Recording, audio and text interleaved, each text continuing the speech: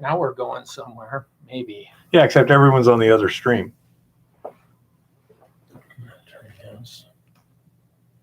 Oh, Superman is now gay or bisexual, by the way.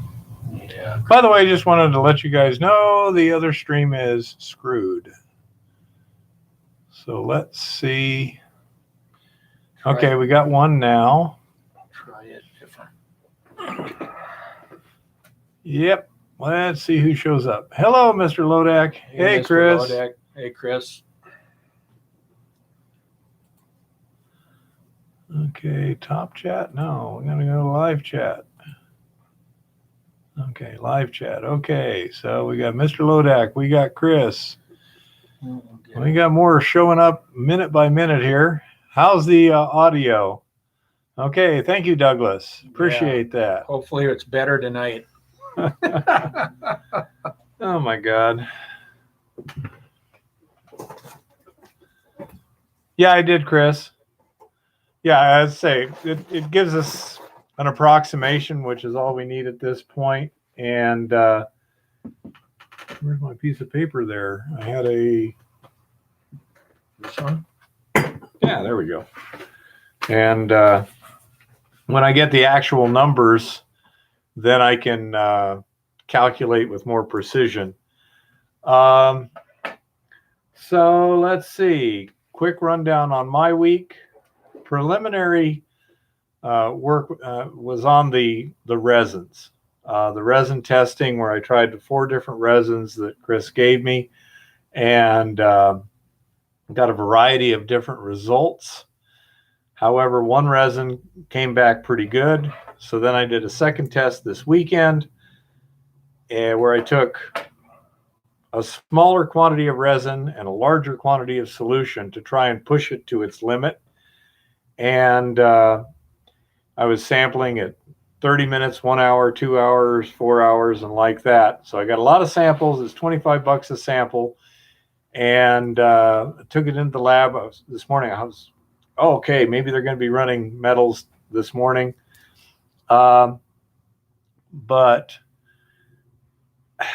I just was unlucky. They weren't going to be doing it for a couple of days. So I said, can I get it done faster? She goes, well, if you want to pay double, you can get a rush. And I'm like, that's a lot. How about one sample? So I put a rush on the 4-hour sample, figuring it should be pretty much running out of activity at that point in time, kind of maxing out. And I did get that result today. So we do have some preliminary stuff there. As the resin absorbs gold out of the solution, it becomes harder and harder for it to absorb more. Think of it like a sponge. You add water and it'll keep sucking it up, but it'll suck it up slower and slower until it's full, and then it won't suck up any more. So the gold in solution is at a particular concentration. In this particular kind of test, as the resin absorbs it, the gold in solution drops in concentration.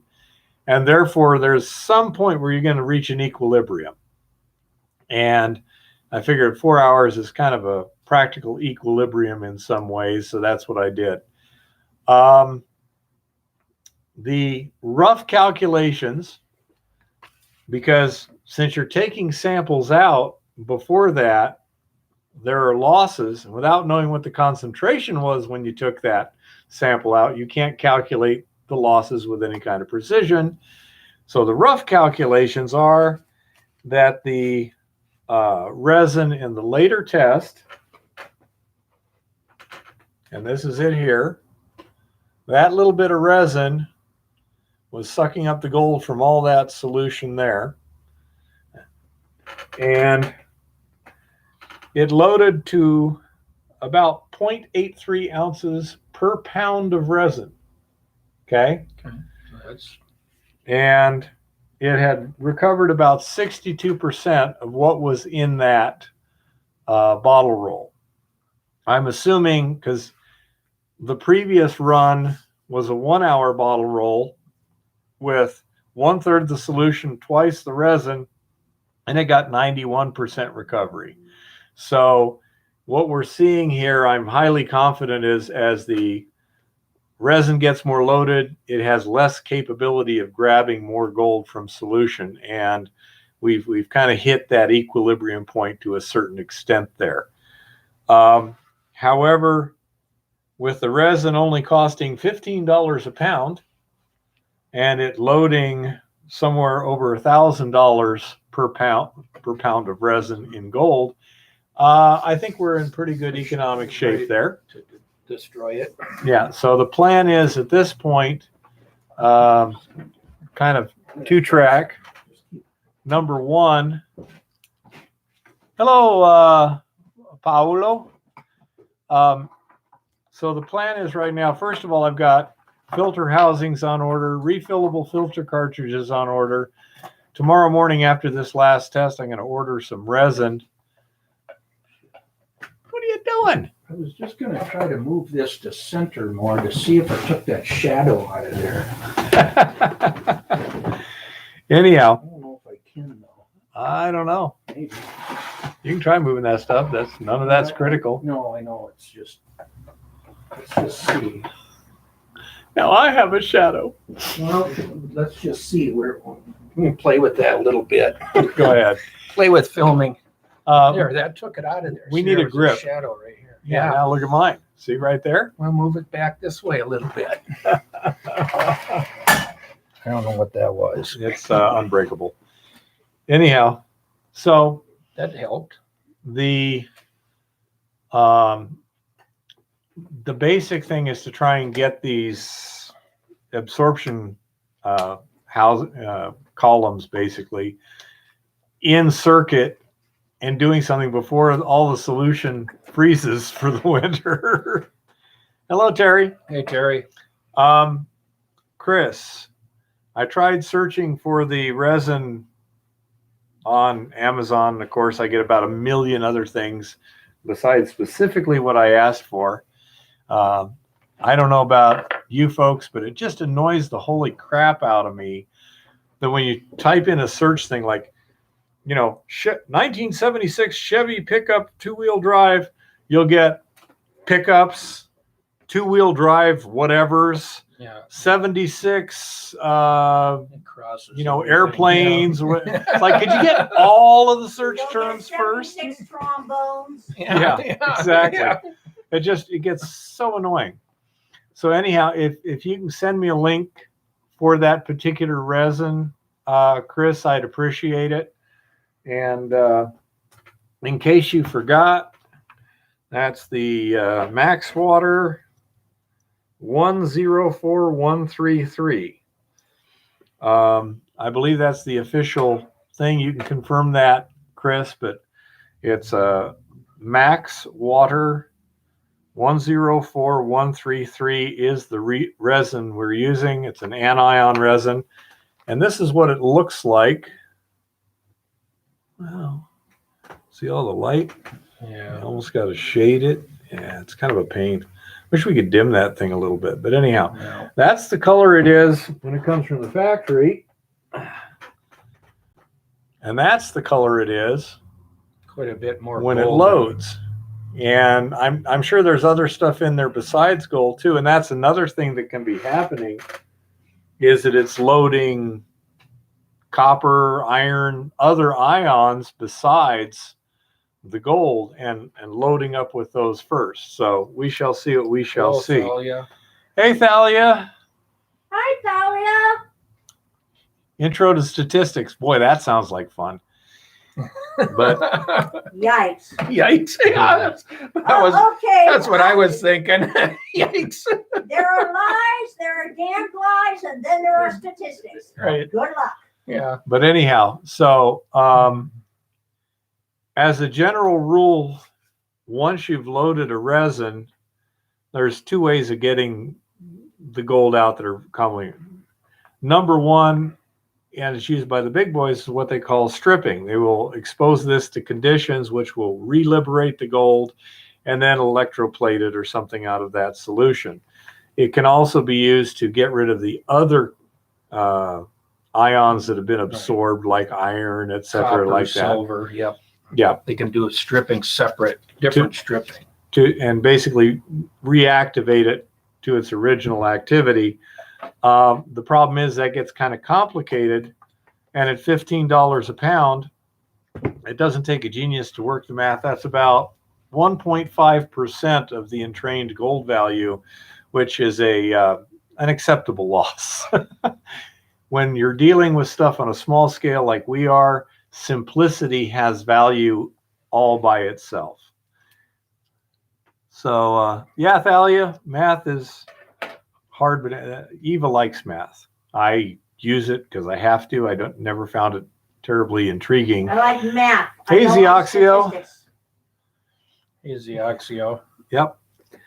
So, anyhow, that's what's been doing mine. Plus, I built 20 feet of ladder track earlier this week.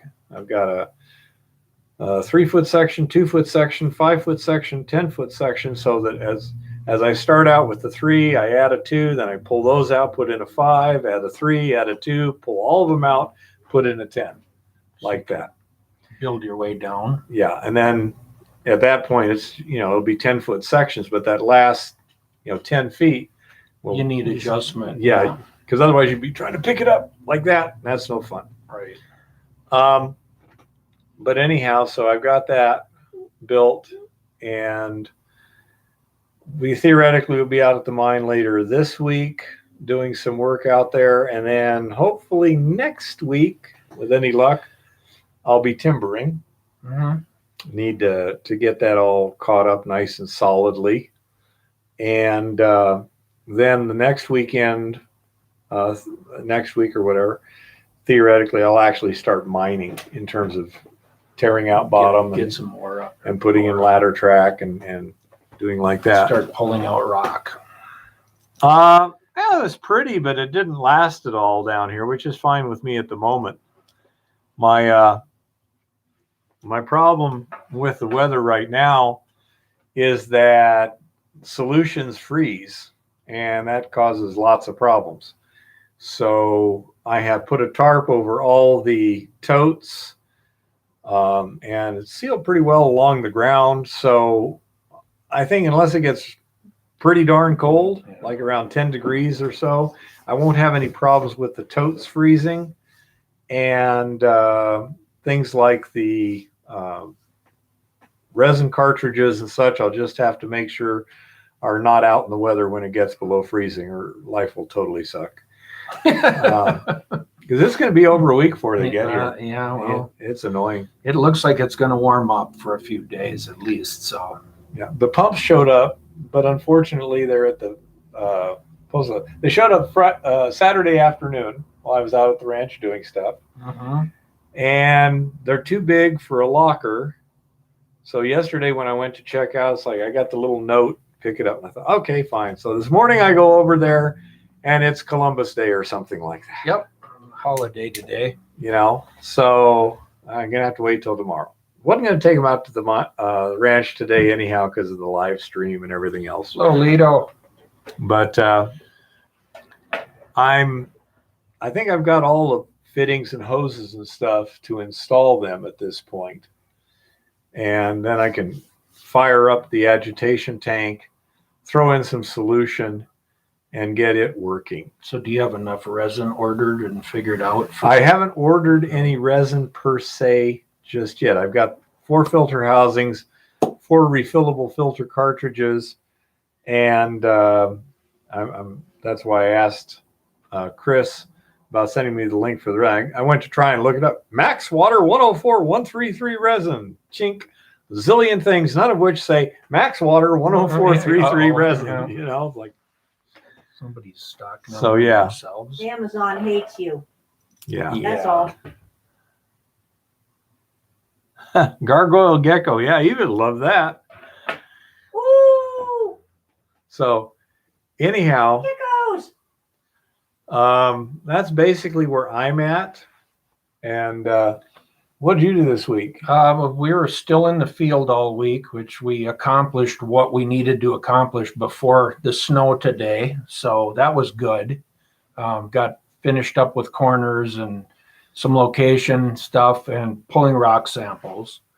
And as Keith and I were talking before the show, it was interesting. The more times you go over the same piece of ground, you just notice a lot of things that you probably should have noticed before. You go on the other side of the tree and Right. you see something you you see it from didn't different see. angles and different. You're always kind of learning new things about the piece of ground you're on. The Hey, more David. time you spend on it, and that's a good reason to try to spend time looking at your claims or whatever from different angles.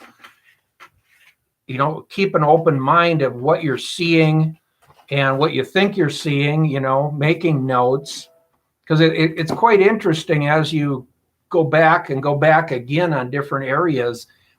I picked out some targets that might be interesting for metal detecting, possible things that were missed in the past where maybe there's been enough, environmental change that something's exposed now that wasn't 100 years ago. So you always want to be paying attention to little minor changes in rock. So it was a good week. It was a hard month. We covered a lot of ground and did a lot of stuff in the last month. So eventually, hopefully, I'll have some video put together on some of what we did and what we'll be doing going forward with soil sampling, an actual program, and possibly some IP testing, some long line electrical testing, and some magnetometer work.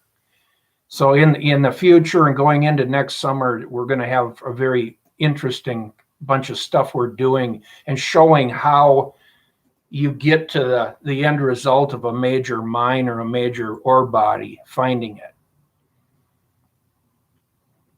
I thought later I would kind of go over, kind of start a series, I think, over the winter here that'll be, looking for gold and trying to understand the different placer deposits. There's 3 major deposits. I think I'll try to every night do like maybe an hour on that subject over the next few months, that we can do some interpretation and modeling on placer stuff, as well as fitting in the hard rock, how there's a lot of similarities and then how there's differences.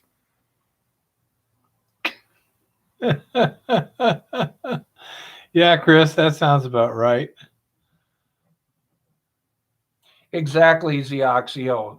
Interpreting it, data only gets you so far. And interpretation can be a lot of it if you're not reading the data right or thinking about what the data is telling you. It isn't necessarily the answer, but in this case, all we're trying to do is dial in for possible drill sites as fast as we can, so that possibly we can have a drill on the ground by either late next summer or the following spring. So it's going to be interesting. Anion-RE, I'm sure it's resin. I don't have the last of this link, Chris. I don't want to really click on it right now while I'm in the thing. Let's Probably not. Yeah. We're getting there, Lido. Can you give me the last part of that link there, Chris? Right after, where it starts resin. Ion resin. Yeah.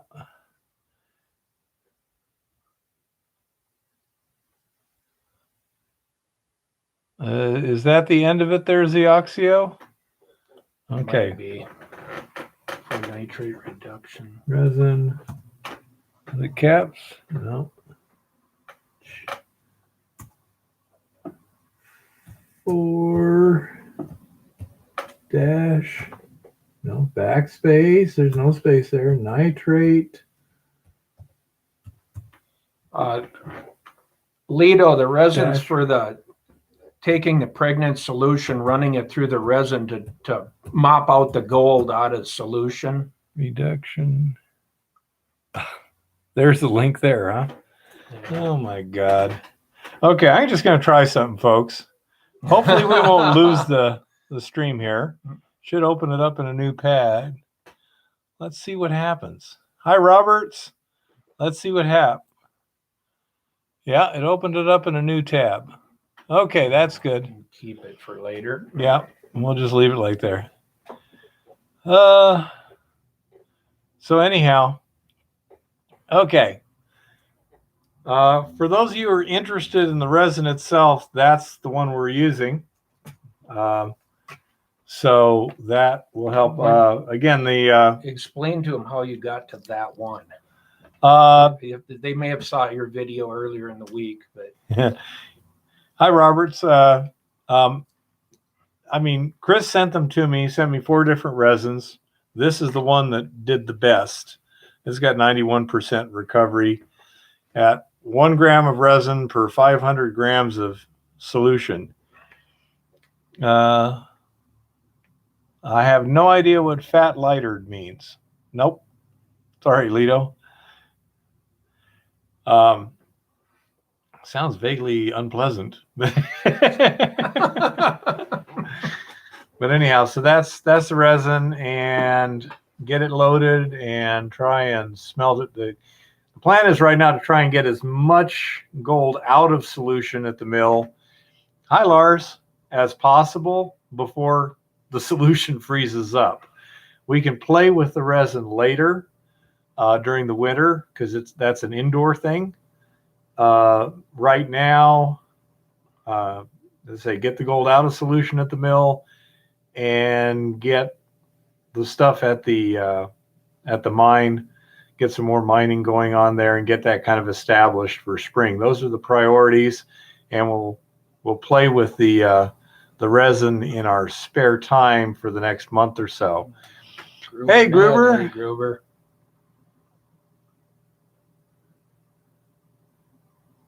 Yeah, a lot of people have been complaining about that, Gruber, that they try and send me stuff and it doesn't come through. Yeah, I think I got the right selection this time, Roberts. Anyhow, so we have a couple of interesting things. First of all, and Gruber, Ned, you're probably going to find it. A few weeks ago, we asked Busted Knuckles, since he was in Australia and therefore ahead of us in time, to send us some lottery numbers. So, although it was a while before I got them, so I probably got them the wrong draw. But anyhow, there's the tickets, and not a single number hit. So apparently at the time, we have to coordinate this time differential a little bit more carefully. But we did give it a shot and got not one match out of But we Four. will try again. Yep. 4 6-number plays. Yep, keep Also- running the numbers. On those numbers, you neglected to tell us which particular lottos we're supposed to play them on. We had 3 different lottos that we can do, which would be the Powerball, the American Millions or whatever it is, and the Lucky Day something or other. So Lucky for life. If you could, Lucky for life. Lotto So if America. you could kind of look in your crystal ball and assign which numbers go to which lottery, that would help. Yeah, Zioxio, I think the weather's closing in on us. Yeah, the days are numbered now. But anyhow, so we did try. We're working on the kinks. You know, the system isn't perfect at this point. Now, we also had a gentleman from Arizona named Walt. He sent me a package here. So, oh yeah, okay, a lighter. Yeah, I know what you mean by that. So, we are now going to open the package and see what wondrous gifts have been sent to me that I probably don't deserve.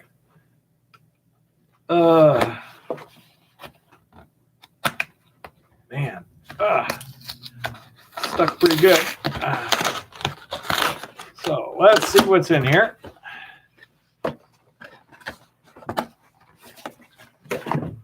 And there's a nice case. Anything else? Nothing In else. the case. So we have this nice case. It's Huawei. Don't recognize the brand. Got a lot of stuff in here. Mounts, There's a brackets. harness. Ah, it looks like it's a GoPro type device. I don't know if that's the brand name or whatever. Oh, this looks fun. It looks like a float. You can throw it out in the water. It's actually a handle for holding it up. Is that it? Yep. That's a handle? Yeah. Well, would work as a float too if you Yeah, lost yeah. it. Well, with the right case, it'll work underwater. too, That's not a to bad certain idea. depth.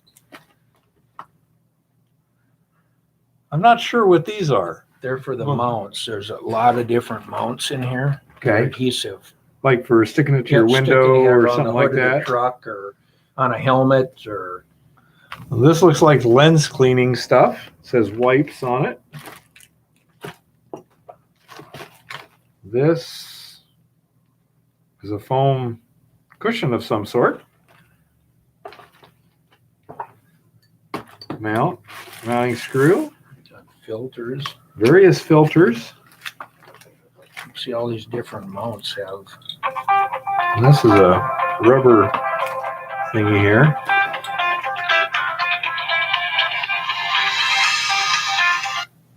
Yeah, well.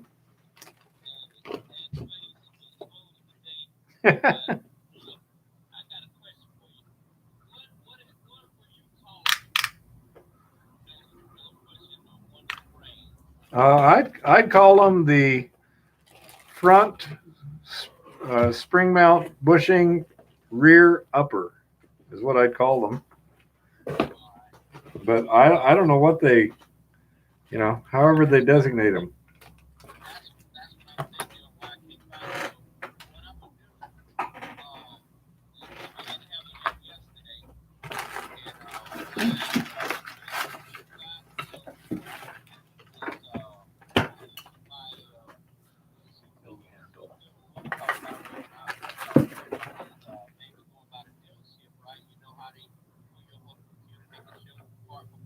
Yep.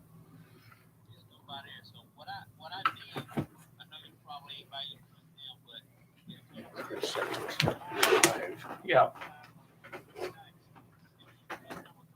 Okay. Okay. Yeah. Okay. I will get that to you.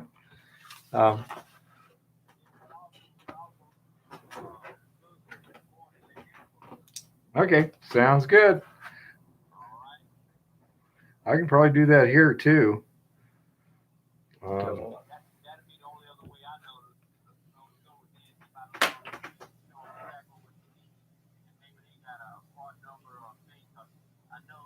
Okay. I'm on a live stream right now, Will. So I'm gonna have to let you go. No problem. Okay, bye-bye. Anyhow, that's my son-in-law, Will, over in North Carolina, and I'm trying to get the spring bushings for the front end on the truck, the ones that are in the frame above the rear end of the springs. Driver's side one is completely gone basically, and it's just rattling, and that's not going to be a good thing to have keep doing. So since he's a mechanic, he's trying to find the bushings. He's like, can we find somebody who knows what they're called and which ones to get? So anyhow, that's what that was all about. I need to get that truck fixed. But this is a very, very nice kit here. I'm going to have to really read a lot of instructions here to figure out how to do all this. There's all kinds of mounts. This one I think is a chest mount. I think that would work really good for like when I'm, rappelling and stuff like that, which I'm going to be doing a fair amount of. I will see what I can do. Me and electrons don't get along real well in general, but I will diligently attempt to figure out how to use this thing properly. Thank you very much, Walt. We appreciate it. Oh, let me put that down here real quick. Pick up the pieces. Roger Adams in Graniteville, South Dakota, huh? South Carolina. Roger Adams, Graniteville.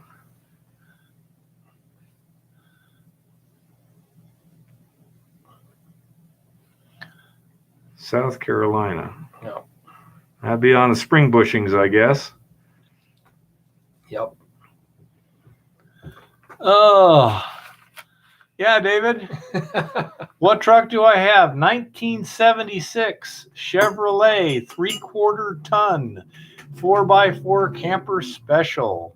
It's a Cheyenne K20. Cheyenne K20, yep.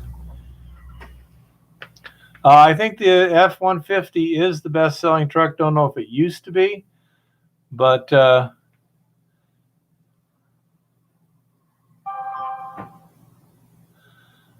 yeah, there's a lot of different resins. I've got some inquiries out there, and trying to, we've got one that looks like it'll work, but that doesn't mean it's optimum.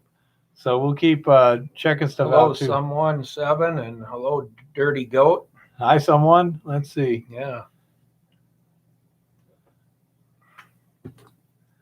Okay, Lito.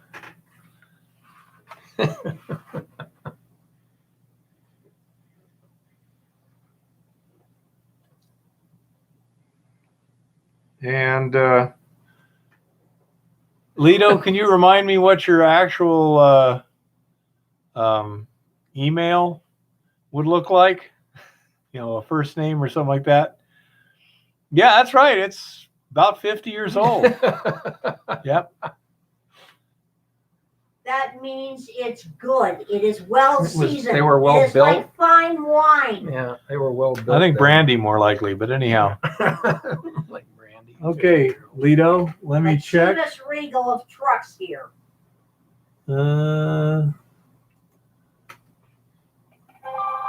Well, the good part, they're easily repairable. Texted me. If you can find parts. Yeah, texting me anything doesn't work too well. Let's see here. Jason, here, Eva. Oh, here's the gecko, little one. Okay, so you're the gecko person, right? Okay. Lizards and toys. Ooh, Pets. I want one. Oh, that is adorable. Yes, it is. Unfortunately, it's a small picture on the screen. In this particular case, Ned, what we did was we took 1 gram of each of the 4 samples, put it in a bottle like this with 500 milliliters of solution. And now the solution, it's all the same. I got some fairly clear pregnant solution, 2 buckets of it, blended it thoroughly together. So we only need to do 1 head sample. All the solutions the same. So he cost $675. Wow. That does not surprise me at all. That's an expensive lizard. So anyhow, then I took this and I rolled all 4 bottles on the bottle roll for 1 hour. And because that's a fairly short time period and the kinetics may be pretty fast, I actually put them on at 5-minute intervals. I put the resin in, drop it on, get that one started. 5 minutes later, I take the next one, put that resin in, put it on. And then when it was time to take the samples, I pulled them off at 5-minute intervals. So there was no correction or guesstimation needed between that in terms of how long did it actually roll. And so that's how I tested it. And the video I posted this week. Good point. But Chris. it one of them got like 91% recovery, and I think the worst only got like 17% recovery. It was pretty obvious which was the best one of those 4. There's lots and lots of different resins. So the chances of us having the best resin at this point are almost zero, but we have what appears to be an adequate resin. It will do the job. And right now, speed is important. So we'll go with that. We'll keep doing research on various resins. And as I say, I've got all this solution that I plan on keeping. By analyzing what was left in the solution, you can tell how much wound up in the resin. It's easy to analyze the solution. There's a water, there's an analytical lab here that does a lot of water testing and stuff, and their equipment can determine gold in solution. And so that's what we do. So by seeing how much is left in the solution, you can determine how much wound up in the resin. And I mean, the worst thing, we started at like 30 parts per million of gold in solution, a little less than 1 ounce per ton. And the worst resin left 24 parts per million in solution, and the best one, it was only 2.6 parts per million. Real easy to tell the difference there. You ever do any analysis with it? Not this particular kind of analysis. This is run by induction coupled plasma. And I kind of have to assume the guy knows what he's doing, because I don't know how to run induction coupled plasma. But I do know that I have sent him a blank sample without telling him, and it came back blank. Right. So that's a good sign. It's always a good sign, especially when testing a new lab, to send them a blank or a standard, something what's in it. You could even do something like with this, you could dilute it 3-to-1 and send it in, and you should get 1/4 of the concentration. You could send it back a second time and see if the number's the same as it was the first time, too. Absolutely. And you want to do that even with assaying or anything, guys. Just double check what the number's coming back so that you're not led astray by some high number or something that looks better than it really is. And as I say, if anything looks odd, double check. Yep.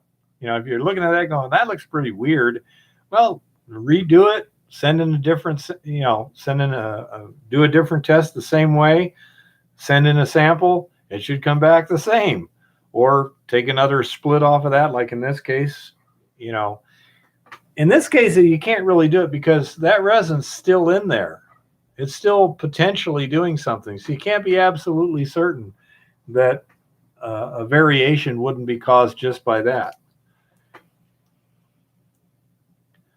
What's the best type of assay to use with a galena ore? I really don't know. I'm sorry. I hate to be I'm difficult. not sure. I can answer Multi-element that. analysis will deal with that. I think what they usually do at a lab is they'll use an aqua regia digestion. Yep. And then run it through ICP. Yep. I think that's the usual methodology, but I do not know. Well, that'll tell you a lot too about everything else in the ore. Yeah. That's the nice thing about doing it that way. The nice thing about multi-element analysis is that you get a lot of information. Right. Um, It's expensive, unfortunately, per sample. Not terribly. You're talking like $50 a sample to get, 30 some different results. Not too bad. Exactly, Chris. Direct smelt is the quickest way to get answers, but it doesn't necessarily tell you what else is in the ore, and is there any other economic value there? Yeah.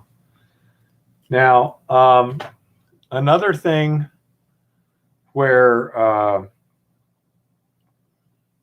we're going to be doing some experimenting. Once we load the resin, then getting the gold out, there's various methodologies, but the simplest would be to flux it and smelt it, but we have some potentially complicating factors. Number one, the gold is extremely finely divided in there. It's basically in individual atoms. When you heat the resin and basically vaporize it, the gold may not collect together. And so if you have a flux in there too, it may have trouble, getting into a little pool at the bottom of the flux. So you may need a collector metal like lead or silver or something like that. And the other possibility is what's the best way to get rid of that while leaving the gold behind? You could theoretically put it in a tray and put it in an electric furnace and gently heat it and vaporize it that way, but you might lose some stuff. You could put some kind of oxidizer in your flux and do that. There's a lot of different possibilities we're going to have to work through this winter. And I agree, Chris. XRF is pretty good for things like base metal stuff because, they're only valuable in high enough concentrations that the XRF works well. Yeah, it would on the galena. And working in the lab late one night, I once saw a poem in Analog Magazine, and it's sung to the tune of Little Brown Jug, and it goes, let's see, what was it? My wife and I, we work alone in a laboratory we call our own. 6 months works our project flower. We sold the results to a foreign power. Ha, ha, ha. Hee, hee, hee. Little brown bug, do we love thee? Oh, boy. Exactly, Douglas. You got to know what else is in there because it can interfere with your process. Yep. Definitely. Hello, Mr. Virtue. Yeah, XRF is not cheap. There was a gentleman from Somalia that actually contacted me this week about the advisability of an XRF gun, and I told him basically, what are you going to do with it if you're analyzing gold bars, metal alloys, or base metal stuff? It's probably pretty good because your signal to noise ratio is fine. But if you're trying to find precious metals in rock, well, it just doesn't have the sensitivity you need. We had a lot of issues, especially with gold. You could get false positives, false negatives. It would read gold when there isn't any. My partner's got one that I think he spent, upwards of $50,000 on. Yeah. They're not a cheap little toy by any means. And then every year you're updating and having them, retested to make sure that it's, reading correctly. Recalibrating? Yeah, they recalibrate it. Oh, man. So there's an ongoing cost as well as the initial, programming and things like that. Well, that's not fun. But it definitely, for some of what we're doing, has been a fantastic tool. Yeah. It's just getting it to pay for itself the first time that becomes the issue. Goldstream, you may be able to actually rent one over a course of, a couple of weeks if you're going to be up at your claims next summer or something. Check around because there is some companies where you can rent one. They'll ship it to you. You can use it for the, week or 10 days or whatever and ship it back at a smaller cost than actually owning it. So that may be an alternative for you if you want to do some of your own work as far as going across your claims. Yeah. Ned, you're right on the ion exchange resins. They're basically the same. This particular stuff, there's a reason it's called Max Water because it is a water treatment resin. Bismuth, interesting idea. One thing I was thinking too is silver, because there is silver in the ore, and if you start by adding extra silver to your smelt, then once you've got a button, you can then dissolve it in nitric acid, filter out the gold, and smelt that down to a nice little bead. But then the silver nitrate in solution, you just add some salt, it precipitates the silver chloride, filter it, dry it, and throw it in the next smelt. So there's possibility that might be effective as we're going to be gaining silver. We're going to gain about 1 ounce of silver for every ounce of gold we recover. So that's a possibility too. But we'll be trying a number of different things on a very small scale.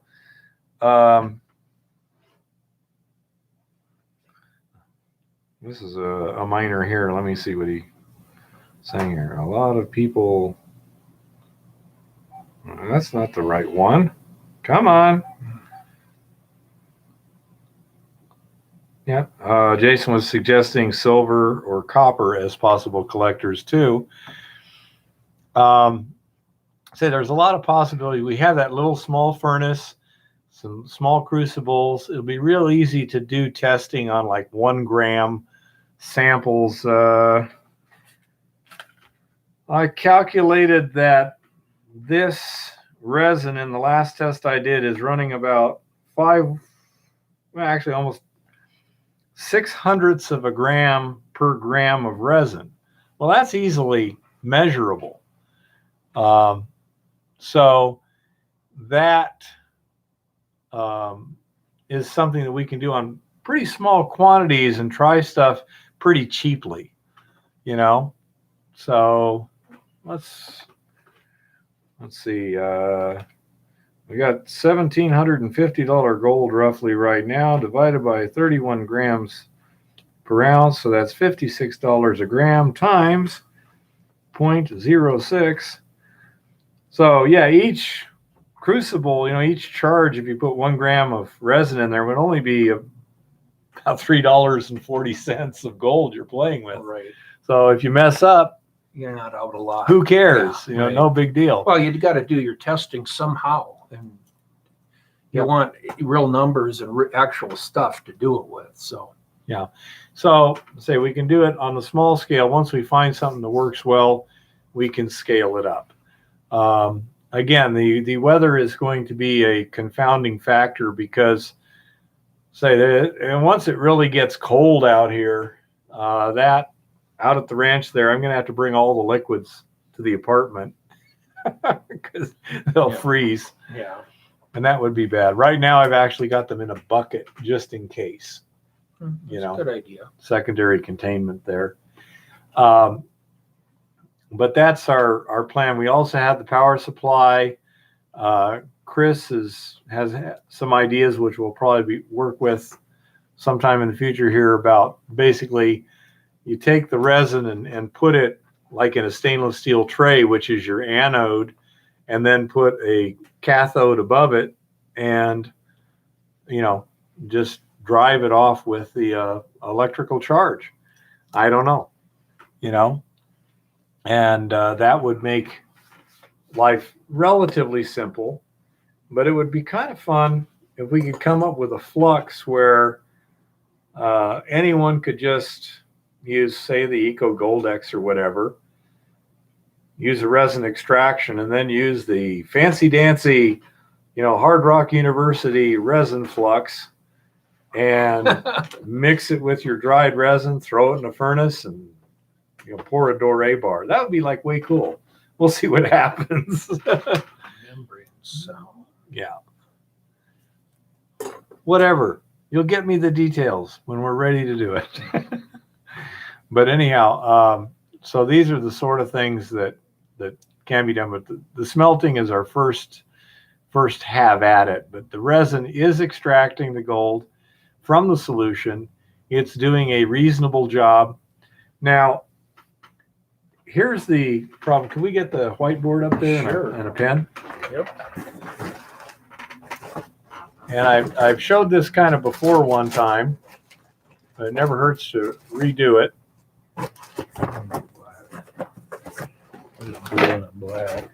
Now, as I mentioned before,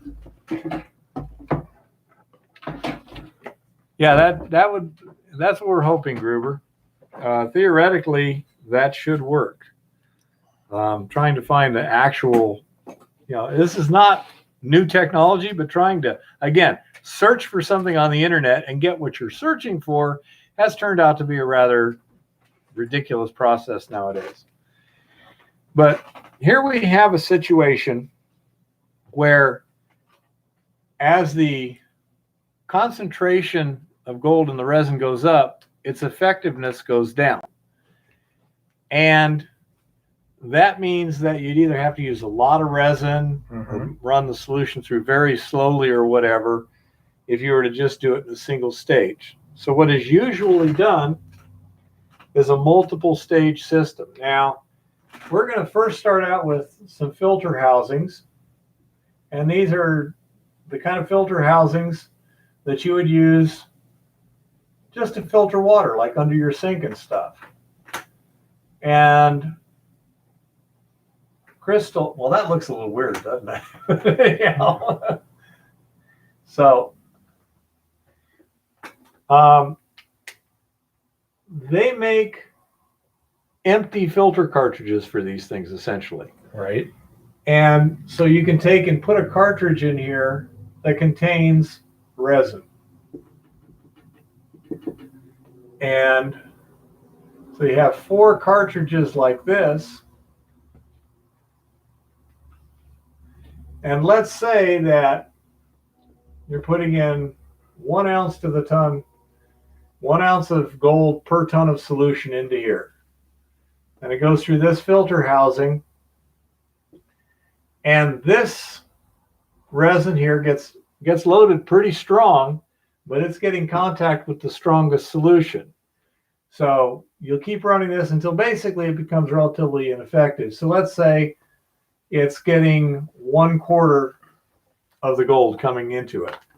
And then this one has weaker solution, but this will load less at this point. So its recovery rate is about the same. So each stage, as they call it, will have lower grade solution and lower loading on the resin. So a quarter, a quarter, a quarter, a quarter, and so let's see. Oops, where's the calculator? Somewhere. Where I put it? Right there it is. Okay. So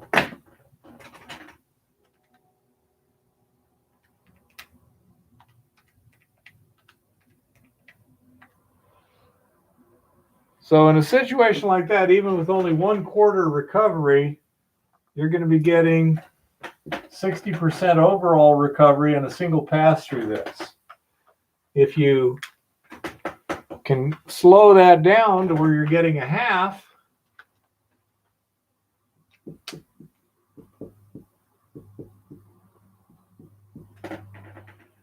then of course, and this is where iteration comes in interesting.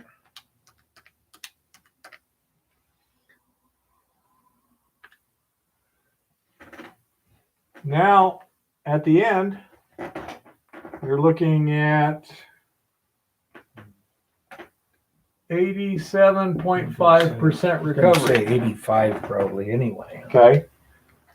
And from here, the solution goes back to more ore. You're going to add chemicals to replenish it to proper strength, add it to more ore, and Recycling in the recycling system. Right. it. So It never comes out of system. So you don't lose any gold. It's just you don't get it all at one time. Right. And let's see. I'd go with Doug's question there. That's a good question. IBC totes, because we only need like this much resin per stage. Right now, I'm looking at, we have 1,000 pounds per batch, a 2-to-1 solution to ore ratio. That means I'm getting 2,000 pounds of solution per 1,000 pounds of ore, 2,000 pounds of solution per day, 1 ton per day, about 240 gallons, or only 10 gallons per hour is the recovery flow rate to keep up with the dissolution rate. And therefore, we probably only need about 4 stages each with this much resin. It doesn't take much. This is like a 500 to 1,000 to 1 concentration step. When you do this, eventually this may be 1 ounce per ton. This is 1 ounce per pound. So that would be a 2,000 to 1 concentration. Right. And therefore you don't need nearly that much. Now, another thing that Yeah, they're very economical, but they're way too big for what you need for the filter. resin. Right.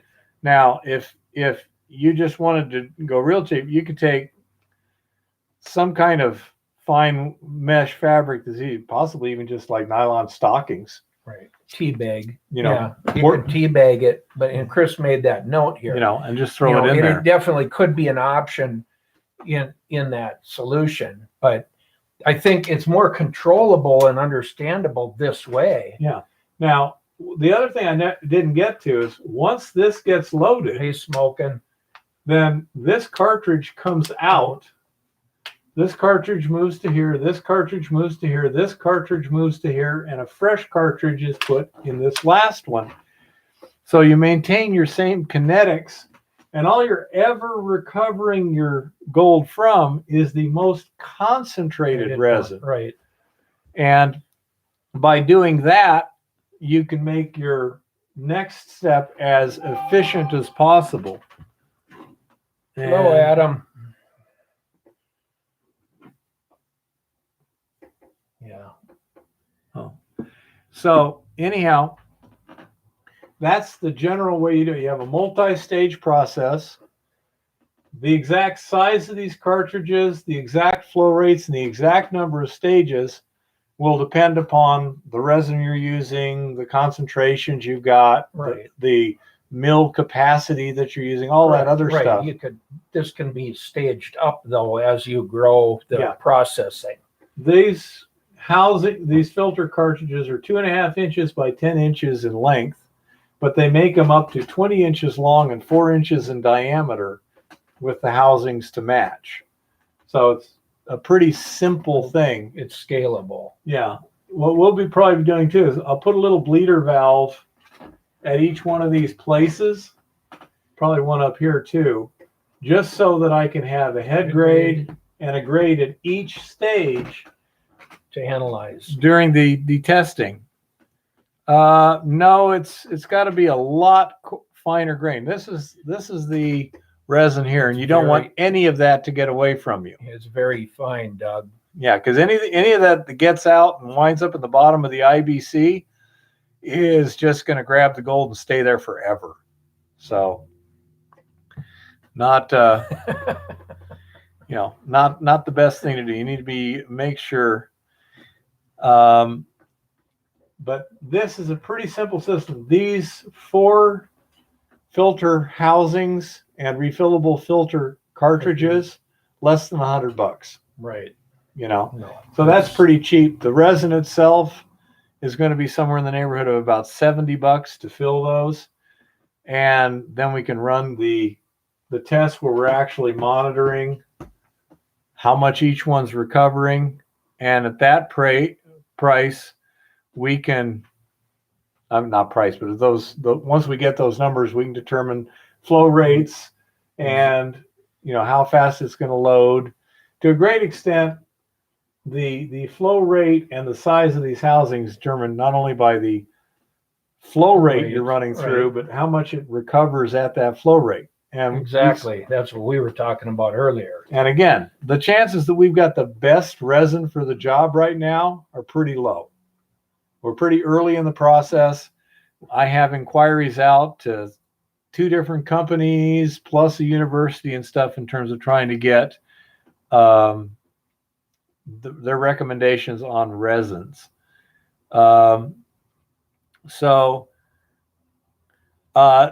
It depends on the resin smoking. Some resins are much more highly selective than others. My presumption is they would probably also be much more expensive than others. I don't know.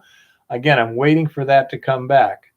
But you need to assume that it's going to, recover a mix of things. Some, for example, it may, they do.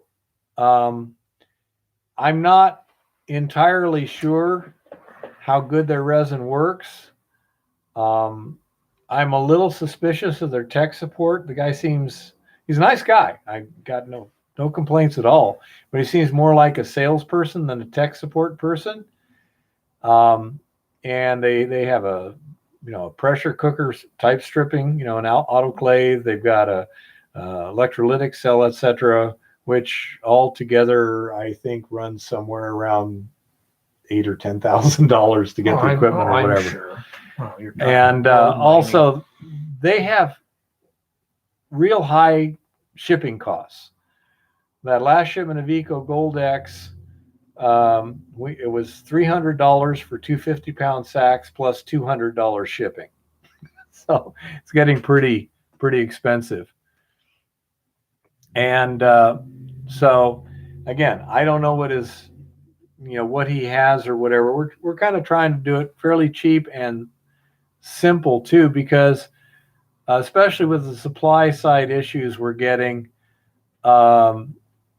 the the idea that you can count on anyone supplying anything every time you need it in a reasonable time frame is being thrown into doubt at the current time. So I'd like to have options. The nice thing about this, it's a very standard, currently readily available resin, apparently. And so that's basically what we're trying to do. Another thing is, Montana B is not the only mine we plan to deal with. And I want to get that shirt, Gold Miner. Yeah. It'd be funny to just see the reactions people give. Mm-hmm. But It's getting kind of popular. yeah, the thing is, this is also an educational process, so that as new opportunities show up, you'll have more ability to analyze the situation and react appropriately to it. Well, yeah, Chris, you bring up a good point there, is they have their system is set up specifically for what they were doing with their product. And to answer yours, Doug, reinventing the wheel, that's not really what we're doing here, Keith. What he's doing, it's actually trying to come up with a very, very economical way of doing this that any one of you guys could use in your backyard or out at your mine At a reasonable at a price. reasonable cost. Yeah, I mean, if you want to, just dump 10 grand like that just to get what they've got and get started, and then find out, well, it doesn't do exactly what I want. Well, it's in this business, it's really easy to dump 100 grand and go broke before you ever make any money. Yeah. And so you got to look at it from a standpoint of trying to do it effectively, and you can always scale up. If you can prove good recovery and good results, you can always start scaling that up to a level that you're comfortable with spending that kind of money. Yeah. Jin Chan, I've heard of that too. I think it was Tricky Dicky from the Philippines that sent us the information on that. Yep, I'm talking about it. And again, it may work just fine. It may work better. The kinetics I saw mentioned in the literature he sent me were not as good as cyanide, and I believe the ones we're using right now is faster than cyanide. And so, we're learning, and that, yes, it's not going to be perfect, but if you go down and say, they said invent the wheel, you go down, you buy a wheel, okay, what happens if the wheel they have doesn't fit the different car? What do you do? So you need to know how to find different wheels, and that takes knowledge. Well, exactly, Chris, on that, local hard rock mine, it's easy to dump money. You can dump all the darn money into it. I don't care. Yeah, even as a placer miner, you can dump all kinds of money into it. It doesn't mean that you're going to actually recover what it is you're trying to find, or if it's even there, without the proper testing and doing it in stages, that you don't back yourself in a corner that you can't get out of. Yeah, I say it's while yes, it is a little more time consuming, the idea is to develop. No, I haven't seen the one on 911 Metallurgist. Thank you. Yeah, thanks, Gold Miner. Can you give us a quick synopsis? So as I say, that's basically what we're trying to do here, is to not just educate ourselves and reinvent the wheel, but invent a process for making wheels and for custom cars, little teeny cars, as opposed to the big cars that everyone else makes wheels for. Yeah, definitely Goldstream. I mean, I Yeah. can show you a couple historically here that, yeah, they went in big time, even just the placer mine, and ended up going south real fast when they found out that, you know, what they were trying to do in the process they created and put all their money into wouldn't work for what they were trying to clean. Yeah. It's unfortunately, reality is more complex than you would like it at times. Well, So you need to go in with a bit of humility on that. You Yeah. do, and you need to do your testing and redundantly test and make sure that the numbers will work. And then your production system has to fit how you tested it. Otherwise, you've got another variation. Take care, Mr. Lodak. Yeah, we'll see you later, Mr. Lodak.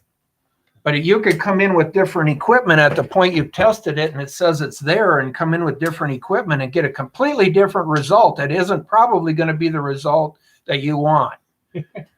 There was a mine an engineer told me about once, and you know how they typically will drill off in a grid, right? Yep. Okay. And so they drilled off this ore body, 100-foot grid, oriented directly north, south, east, west. Mm-hmm. They built the mill. They had the whole thing planned, etc. They started running ore in the mill, and they're only getting about 15% of what they thought they should be getting. Right. You know what they hadn't done?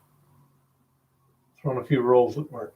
It turned out it was a bedded deposit with roughly 15-foot wide beds oriented directly north-south, 100 feet apart. Oh my God. Now that's when you know God is jerking his chain hard. Yeah, that's when you find out. And that's the thing. I mean, just a couple holes here would have shown what was going on. Well, and it would have told you that there's a lot of overburden in here if you're going to start to run that. Yeah. But yeah, some horizontal drilling or vertical, angling in. Or just say stripping the overburden in a trench. Right. A couple Reading the different ground. directions. Yeah, reading the ground. So yeah, it's one of those deals where you need to double check everything. But right now, mainly it's because we're trying to develop something that you guys can use, that you guys can afford, that's simple enough, easy enough, and idiot resistant enough to, multiply easily, and so it's just one of those deals where it's kind of fun. Now, Gold Miner says, maybe I want to look at the link there. Can you take over for a minute? Yeah. We can keep working through. Let's see what's going on here. Well, yeah, and relying on somebody else's information, I think you bring up a good point, Goldstream, because you do not want to rely on somebody else's information. That could very much be written to sell that property to you or get you to lease it. There's too many things that can go wrong there. You want to do your own testing, be able to prove that the values are there that everybody suggests are there, and then find out what it takes to get the values out. Because there's definitely properties and ore bodies that they could be very rich, but at this point, the cost of getting it out of that rock could far outweigh the value you could make in it. I mean, economically, it has to pencil out. So you need to know what the extraction method is going to be and what's going to work and what the numbers, the financial side of that is in order to do that.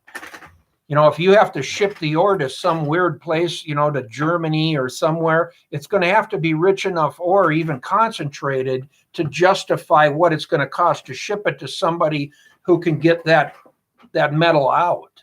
I'm going to have to do it on this computer here, apparently, but keep talking. They can see Yeah. you. Exactly, Doug. You have to do your pilot runs with your ore, find out, how you're going to establish a system that's going to work with a decent enough recovery that the input of money you're going to put into this project, whether it's 100,000 or 10 million or $1 billion, can you recover that sunk cost? Where's the search box? I don't know. Wow. It'd be nice if there was a search box handy here. What were they saying? There were some comments on a YouTube video, though? No, or this something? was 911 Metallurgist. This is the Well, 911 Metallurgist site. Yeah, but he does YouTube videos too. That's what I was thinking. They were talking about the comments on the video, maybe. Possibly. Yeah. I don't know. Are you talking a YouTube video?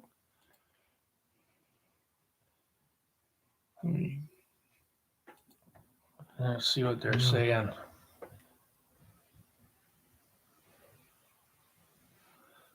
That's how it works, Goldstream. You dig 100 holes to find one that's worth it. And if you can bring that into production, that one hole will pay for those 100 and 100 more later on to go dig somewhere else. Would it be cheaper to focus on free mill gold if you had some? Yes. That's the 100 holes, Smoking. You got to go dig a lot of holes and do a lot of testing before you're going to find that free mill gold. Yeah. And that's one of the things is that actually my train of thought just completely derailed. Go ahead. But say, if one of the reasons we went looking at a few other spots this spring, there was one in particular that we were hoping would be a free mill project, and it didn't. It didn't have the grade or anything. But yeah, if we had a free mill mine that we had control over or whatever, yep. We would definitely be looking at that right now. A good free mill mine where maybe you're only getting 80% of the gold out with a gravity separation is like too easy. That would be way too much fun.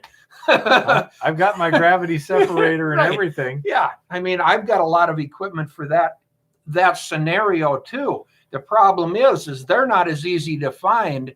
Yeah. Or when you actually start testing a head grade of ore and find out you can free mill 20% of the gold out of the ore, but the ore is rich enough that it has to go to a completely different process. And that's kind of why I've gotten involved with Keith, because if this process works and we can adjust it for some different ores, it's completely duplicatable anywhere.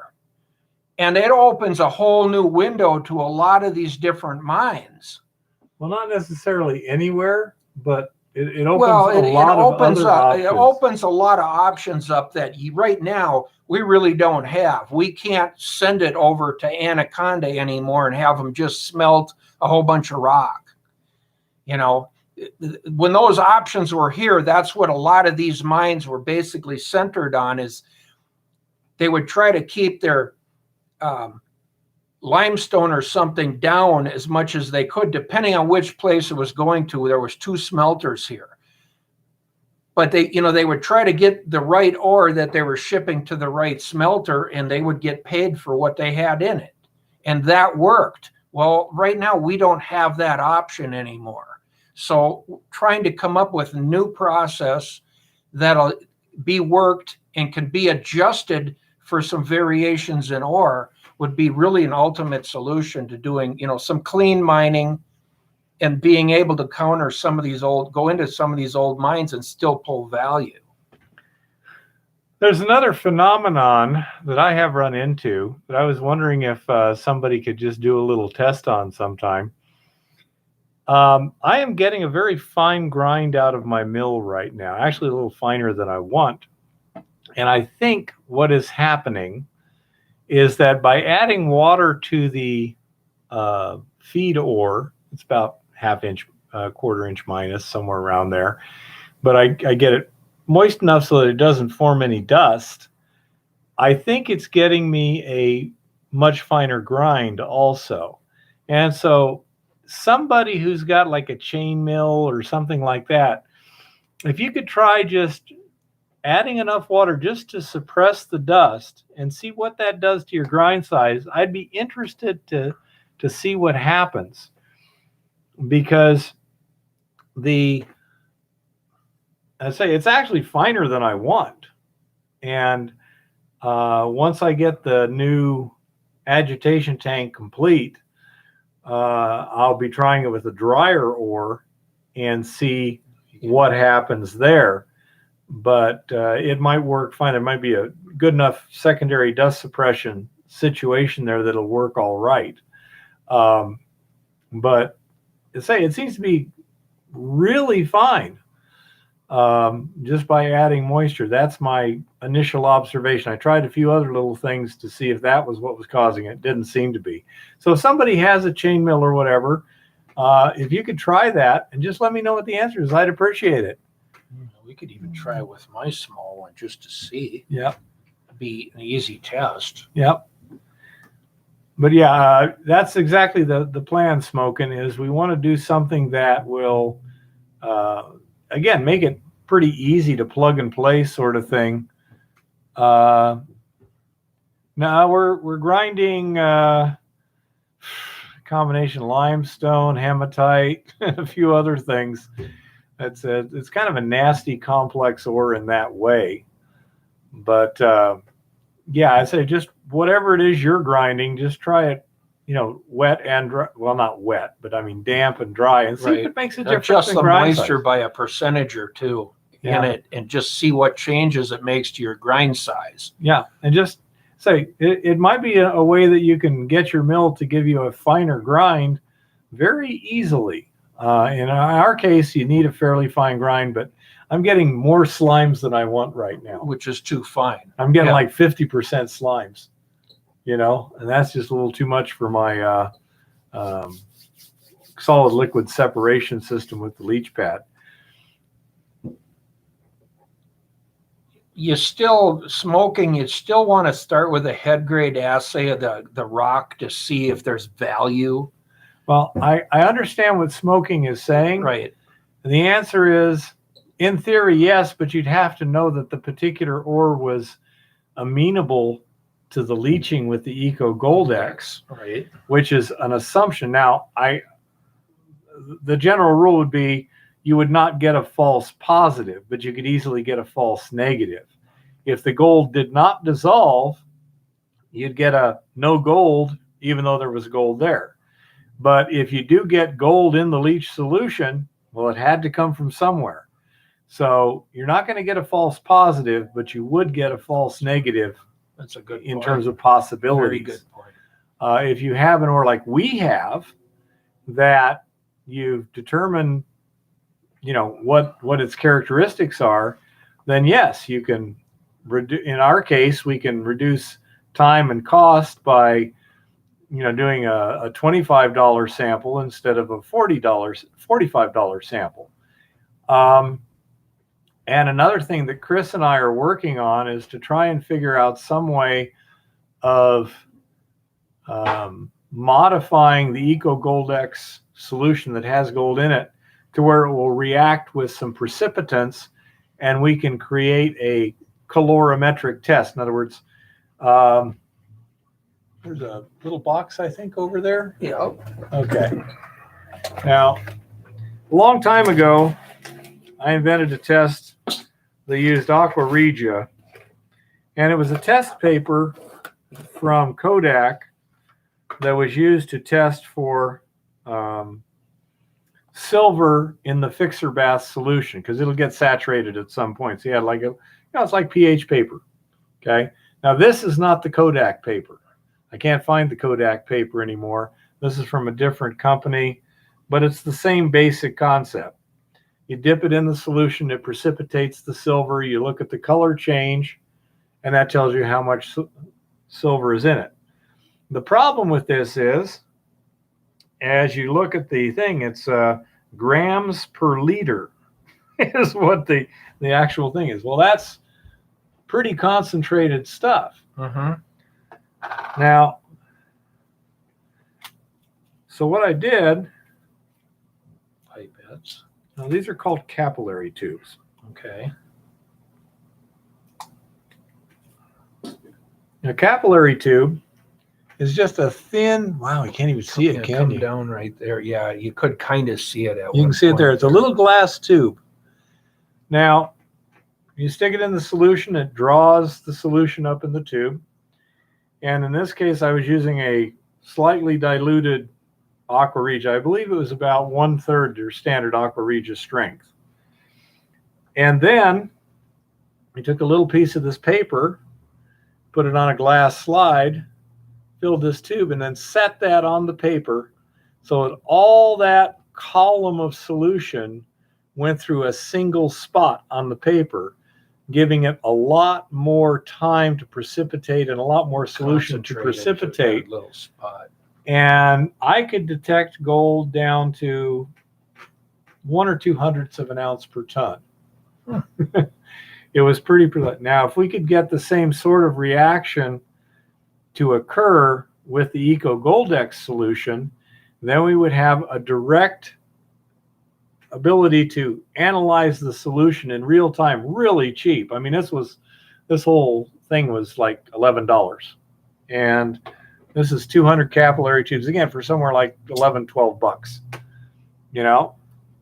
So we're working on that. The assumption is that the Eco Goldex solution is actually so good at dissolving gold that when you try and precipitate it with something, it just redissolves it faster than you're precipitating it. I had a little bit of that problem with the Aqua Regia too, but by doing some dilutions, I was able to fix that and make it workable. But we're working on that too. So in the case of the right now, Stannis does not gold miner. That's what we mean. We have tested that. We got no detectable reaction. How small of runs can you do with this? Would you be able to test ore piles like this without an assay? And that's what we're trying to do, is get it not only so we can dissolve the gold, but we can also test directly out of solution to see how much gold there is in it. Currently, no joy on that one, but we're early in the process.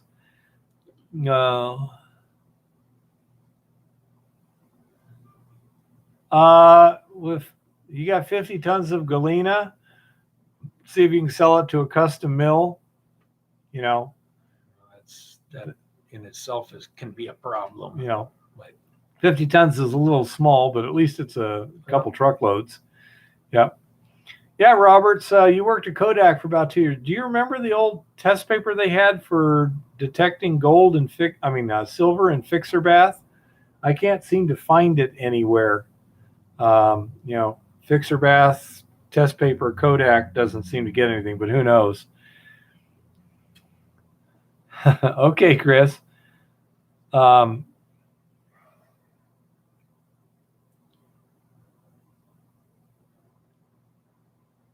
Hey, Truth Seeker. Hey, Truth Seeker.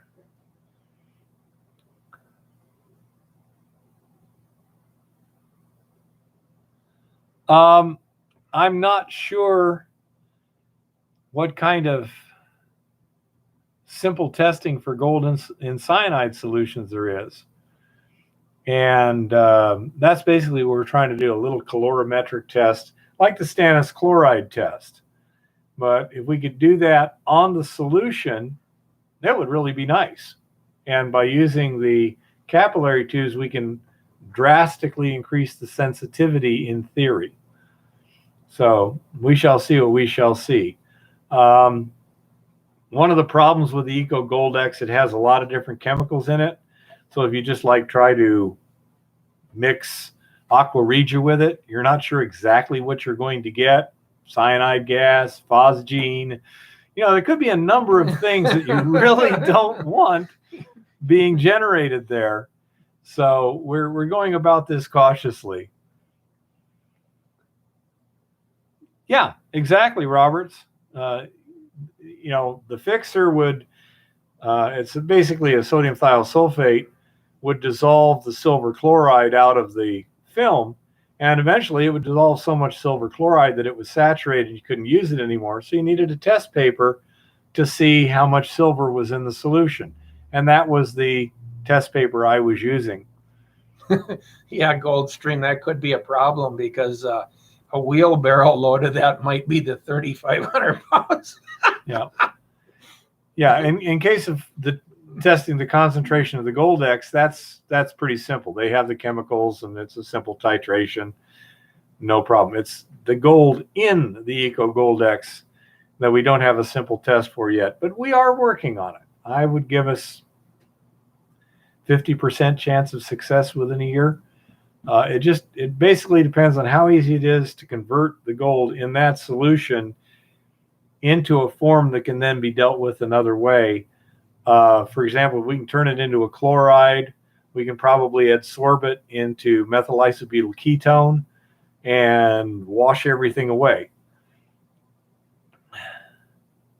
Gold miner, there is a little drop in pH once from when I first put it. When I first am agitating it and everything, I have about a pH of about 10.5 or a little more, and it's dropping to 9.5, 9.8, 9.9, something like that.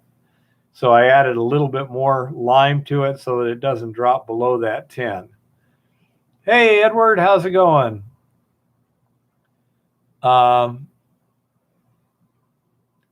And so, these are some of the things we're working on, but any problem we have is a problem that anyone with this kind of situation is going to run into. So the solutions we come up for ourselves will then be applicable to everyone else. Walt is the one who sent you that camera, I believe. Oh, hey, Walt, how's it going? Thank you very much for the camera. Yeah, Walt was the kind gentleman that sent me this just out of his own. He just wanted to, and I really appreciate it.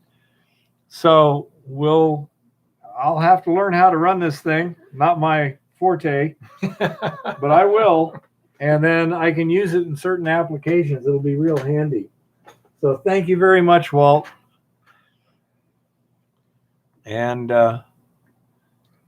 starting pH before adding the Eco Goldex with just water and ore was running about 8.5. And the test for pH is simple pH meter. The test for the Eco Goldex is using a titration with the chemicals they've given me. Chris is pretty convinced it's rhodamine and as the indicator and silver nitrate as the titrant. I have absolutely no reason to disbelieve him. But I'm not sure personally. I'm pretty darn sure it's the silver nitrate is the titrant, but I don't know.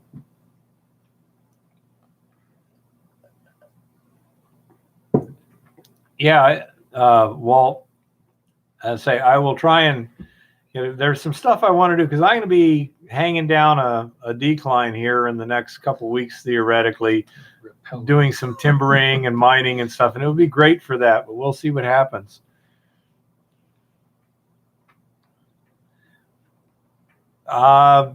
It looks pretty fancy, Roberts. I don't know.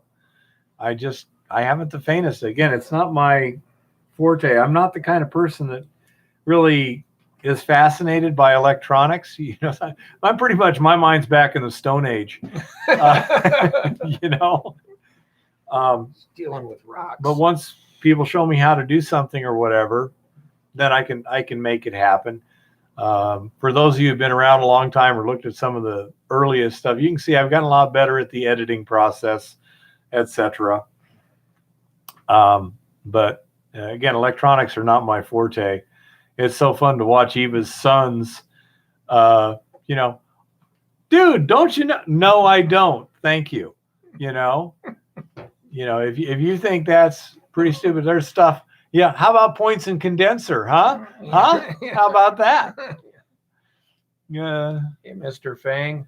Actually, it wasn't the Grand Canyon. It was the Snake River Canyon at Twin Falls, I believe it was. Twin Falls?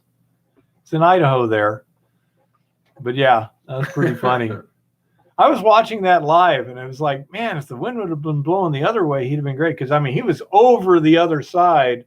The chute, deployed. Actually, it started deploying right off the launch. And he came to a halt, and he was over the far side, and then it just blew him back into the canyon. Oh, that was Jeff. that was so sad, because say the wind had been going the other way, if it or it had just been calm, he would have made it.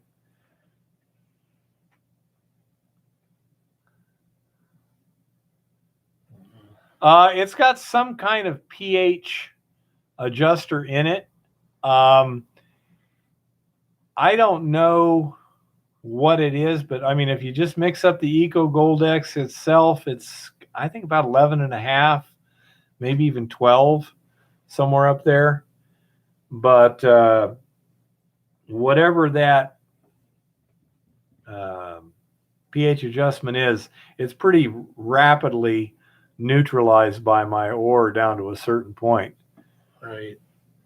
Every ore is going to act different there. So yeah, but the Eco Goldex by itself has definitely got a fairly high pH initially.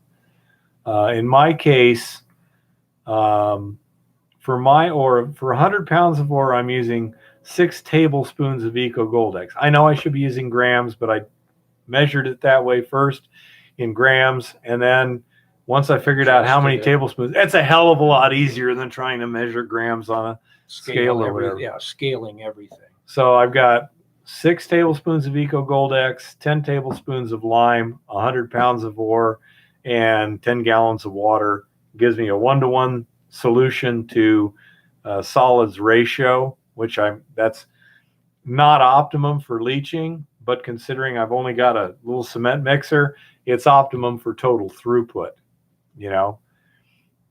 And so that's what I've been using. And on my ore, that gives me an ending pH after the first, say, 20 minutes of agitation at about 10.5. Sometimes 10.6, somewhere around there. But it's adequate for what needs to be done. I haven't done analyses yet on the residual tailings. I know there's still a lot of gold in there in solution, so I'd have to take some and rinse it and re-rinse it and stuff like that to see what's not dissolved. But I know right now I've got to wash the pregnant solution out of there too.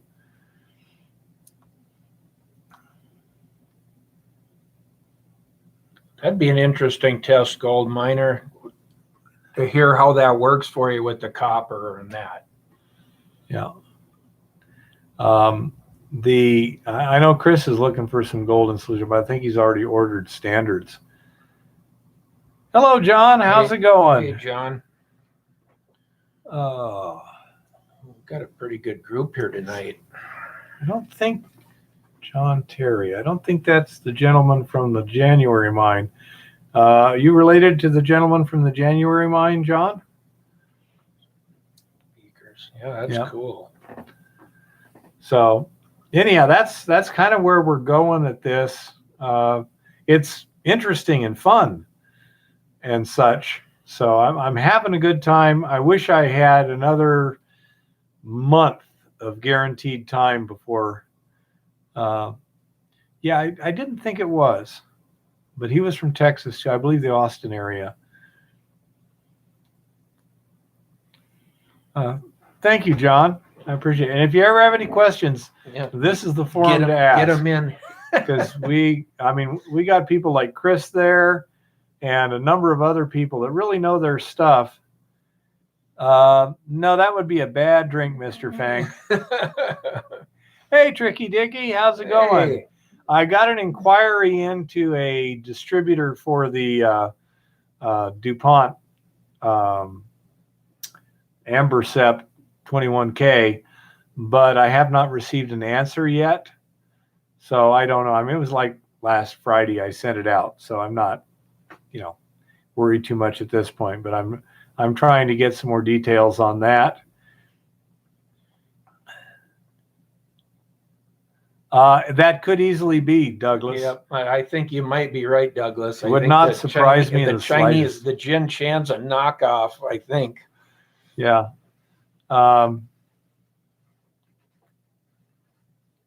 Yeah. Goldstream, knowledge is increasing at an increasing pace. And Tricky, just for your information, and thank you for the thing on the resin information, but the resin we're using right now, which is the Max Water Right there. 104133. Last test we ran, we got probably at near equilibrium. We're waiting for a bunch of samples to come back yet, but it was up around 0.83 ounces of gold per pound of resin.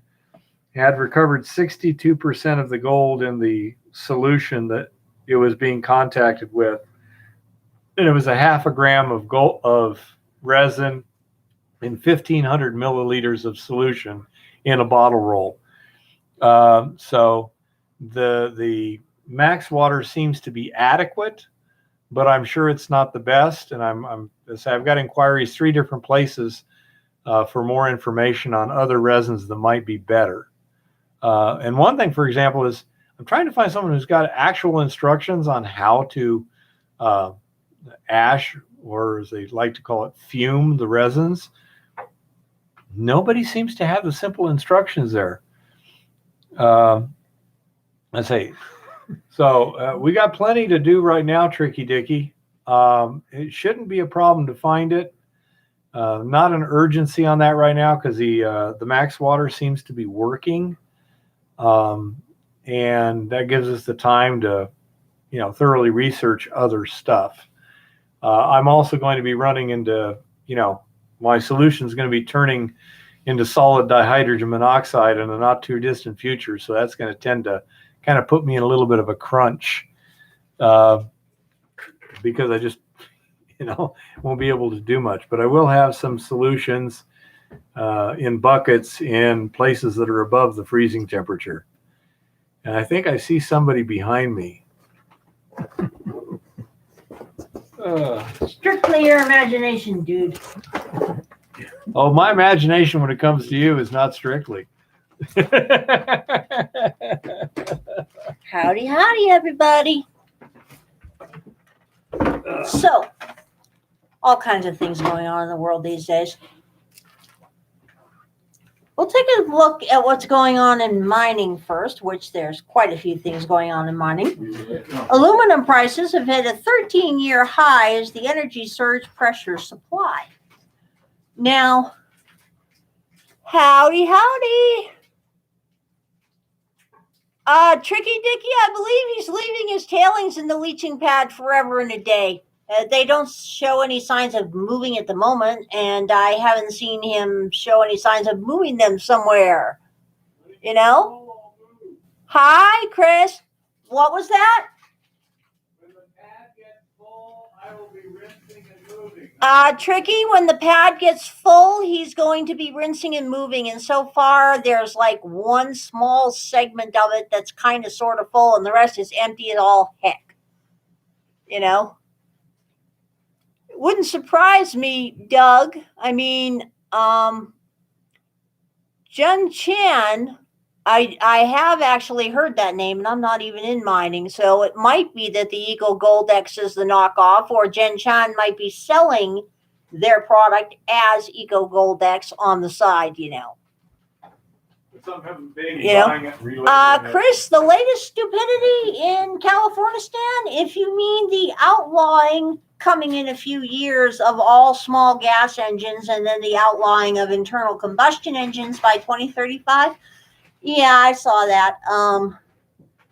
That's going to make it really hard to fight fires. Electric chainsaws don't do a very good job, and it's going to make it very hard for Bel Air and the multi-million-dollar people to get their landscaping done because, you know, the technology for electric lawn equipment and the technology for recycling those batteries, which are an environmental nightmare to begin with, well, let's just quote Mark Twain here. We will draw the curtain of charity on this unhappy scene.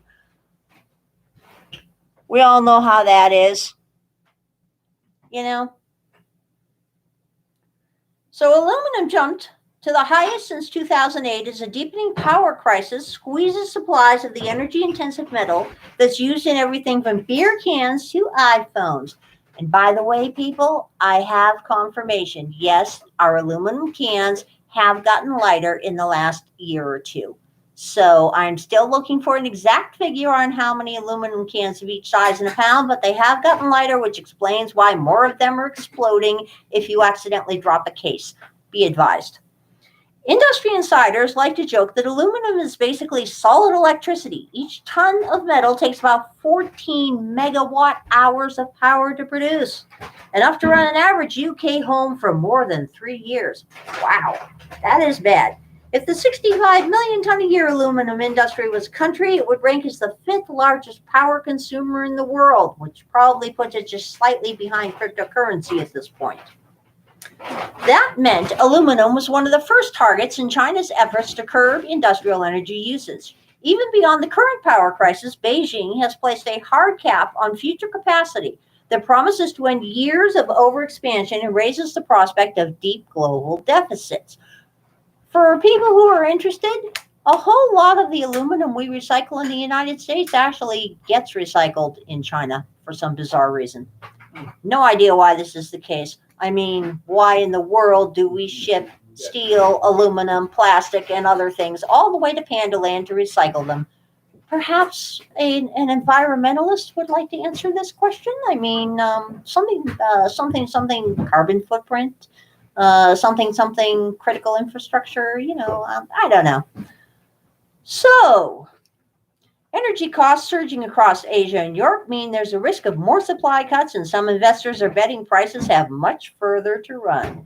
Aluminum rose as much as 2.8% to $3,049 a ton on the London Metal Exchange Monday, the highest since July 2008, leading broad gains among the base metals.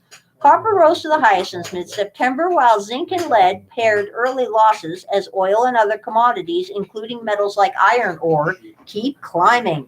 For investors looking to bet on a future price spike, LME options contracts offer a popular and low-risk way. In recent weeks, investors have been buying calls with strike prices up to $4,000 a ton, according to traders active in the market, effectively betting that prices could move significantly beyond that level to reach new all-time highs. It feels very much like a structural hedge fund play, said Keith Wildey, head of trading at Romco Metals, who's been trading LME options for more than 20 years. What they're positioning for is a significant market dislocation and a sharp move higher in the price. As the global metals world prepared to gather in London for the annual LME week, signs of pressure on the aluminum industry have continued to mount. China's State Council announced Friday it will allow higher power prices in a bid to ease the worsening energy crunch. In the Netherlands, aluminum producer Aldel will curtail production from this week due to high electricity prices, Dutch broadcaster NOS reported. A number of aluminum plants in China are being mothballed, and the country's production is probably peaked, at least in the short term, said Mark Henson, Chief Executive Officer at London-based trading house Concord Resources Limited.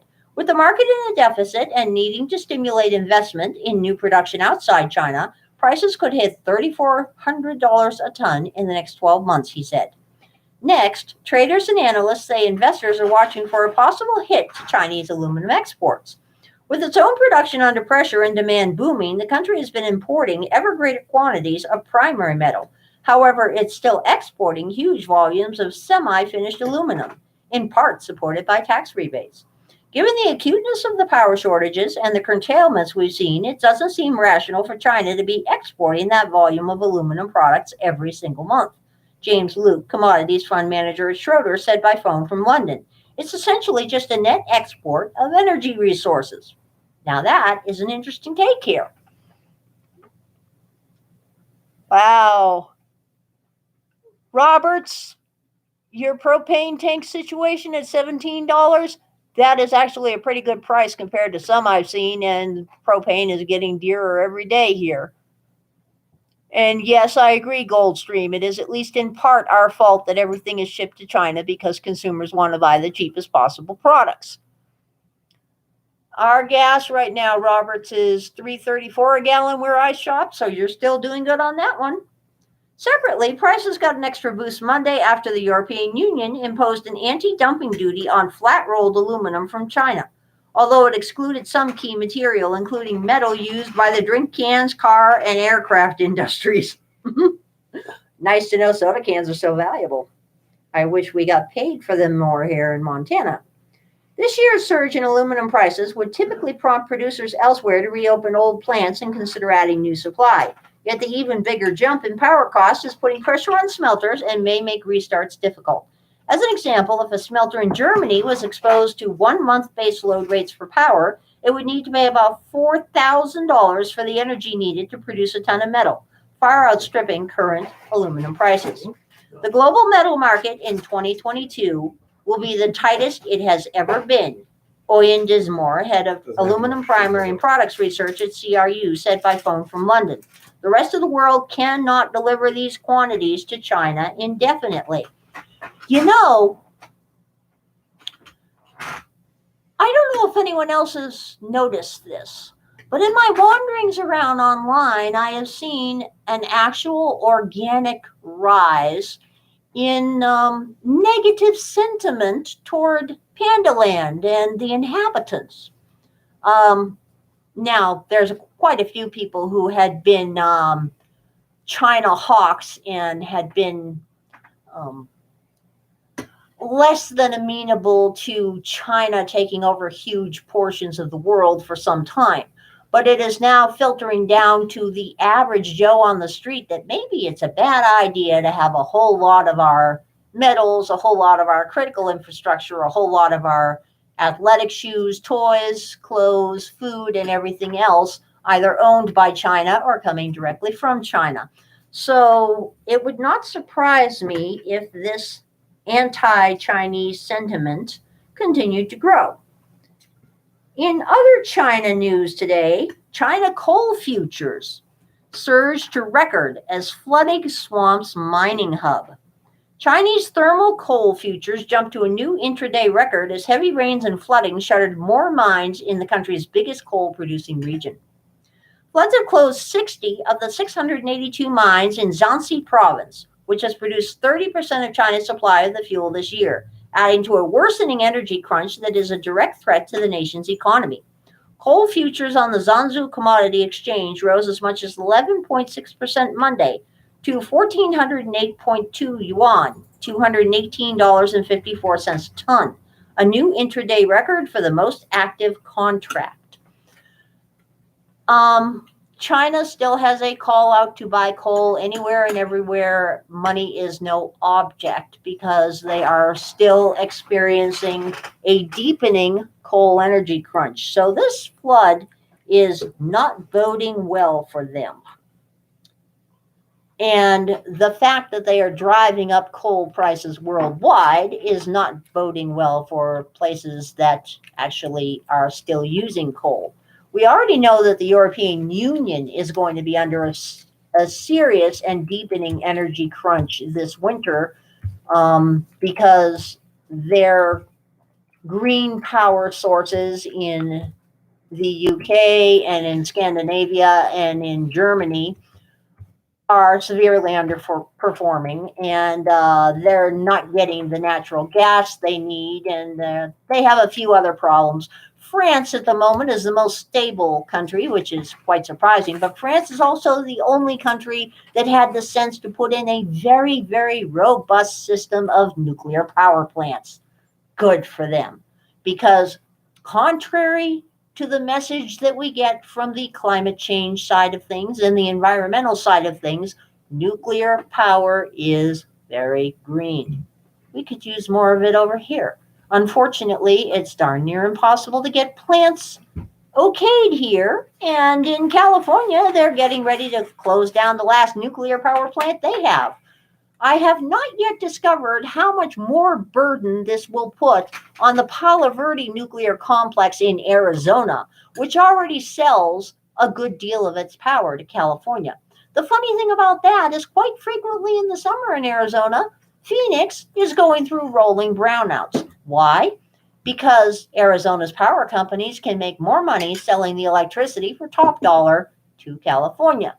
This is something that most people don't take into consideration. When you see a state like California that is building gigantic wind farms that change the local environment and destroy predatory birds, raptors, and migratory birds and bats by the hundreds of thousands and millions, or massive solar plants in the Death Valley and other desert areas that change the local climate there by significantly raising the temperature, and also pose hazards to pilots flying overhead and birds flying overhead. If you want a fast barbecued bird, pick one up under those solar panels. Smokers? I believe so. When those not reliable systems do not work as intended, California gets their power just as they get almost 30% of their water from elsewhere. Usually it's Arizona. And now, as Chris mentioned earlier, and as I mentioned earlier, apparently Gavin Newsom, wonderful person that he is, has signed a new law that something like 6 years down the road, all small gasoline engines, this would include generators for power outages, lawnmowers, leaf blowers, chainsaws, etc., are going to be outlawed. And they also want to outlaw internal combustion engines entirely by 2035. This kind of thing does not work. Green power needs to, first of all, be green, which nuclear is. Wind turbines and solar, as a general rule, are not, for a lot of reasons. Second of all, it needs to have a reliable baseline that works all the time. Nuclear power does this. Wind power and solar power do not do this. Third, it would be nice if it didn't decimate bat populations and migratory bird populations. I mean, that would just be a nice benefit if that was not going on. But what we are seeing in Europe this winter, the British are facing a serious fuel shortage because the wind that they had relied on, and wind has to be in a relatively narrow range of speed for those wind turbines to work right, just wasn't working for a month or two, so they have a serious shortfall. The same thing happened in Germany, and these shortfalls are happening in the Netherlands and in parts of Scandinavia, where they've had to shut down greenhouses because the green power they rely on to grow flowers and winter vegetables is simply not available at the moment. If you truly wanted a green power grid, your first step would be to make sure that businesses and private homes had a practical reason to go green. A practical reason. Not, we will give you tax subsidies that come out of other people's pockets. I mean, perhaps changes in zoning regulations that would make it easier to permit an alternative design home. In some places, it is harder to permit a rammed earth home or an earth home or some other home made of recycled material than it is to permit a regular home. That shouldn't be the case.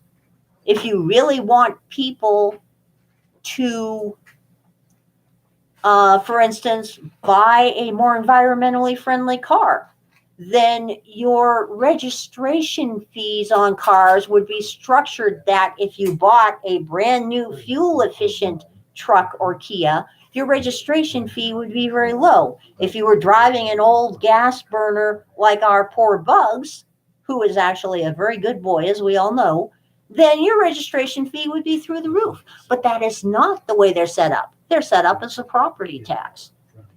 And of course, a new car is worth a whole lot more than a gas burner. So that shows you what they really want. And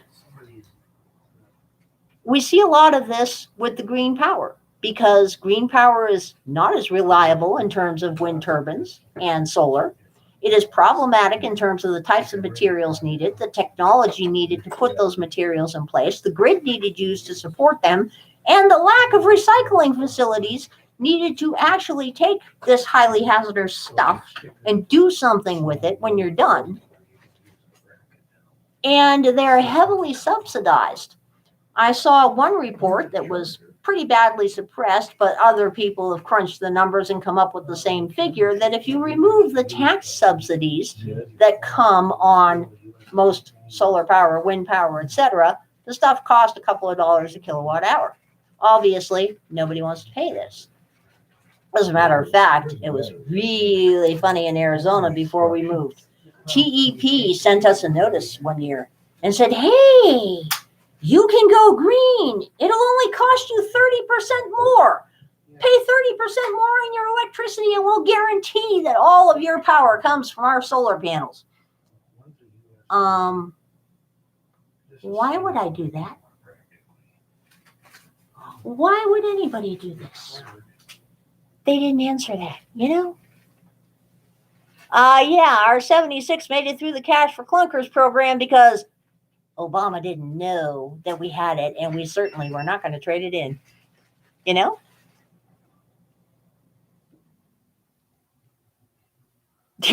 Yeah, Goldstream, I would say that they may lose a few power lines this year.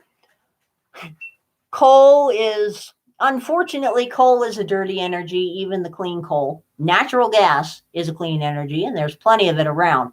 Now, this is another interesting thing. I have noted that the environmentalists are still saying there's only 12 years of oil left in the world, which they've been saying since 1970. I do wish somebody would inform them that when they say there's only 15 years of natural gas or 12 years of oil or 10 years of whatever, the reason that we don't know the actual proven reserves is the same reason you don't see huge numbers of proven reserves in a gold mine. Your property taxes are based on proven reserves.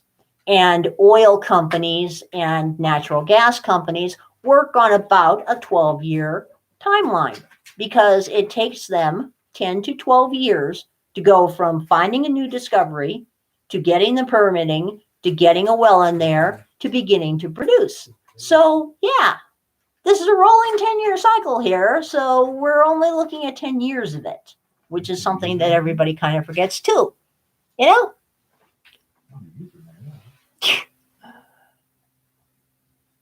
Oh man, Goldstream, that sounds absolutely ridiculous. But you know, speaking of things not working, in our current deepening supply chain crisis, the supply chain crisis is actually beginning to get attention in the real world. Several media companies have covered it. Of course, they covered it from absolutely ridiculous angles. I saw quite a few articles that were being promoted by the communists saying the reason this is happening is because the workers do not control the means of production. Therefore, this is the time to continue pressing forward with the revolution. Don't work for anything less than control of the method of production. Don't work for anything less than a living wage. And depending on where you are, the definition of living wage can be pretty darn ridiculous nowadays. So there's been a great surge in the gestalt on social media in favor of socialism, in favor of if the workers controlled the means of production, this supply chain crisis wouldn't be happening. Well, there are, Yeah, you can put a lot of it back. oh, I don't know, maybe a dozen things wrong with that argument, but we won't go there.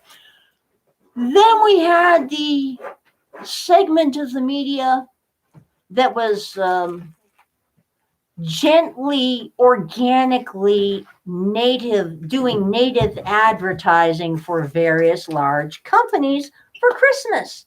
The segment that was saying, if you want those brand new Nike sneakers and this is what they're going to cost retail, you better order them right now and pay for them right now because there's some delays going on.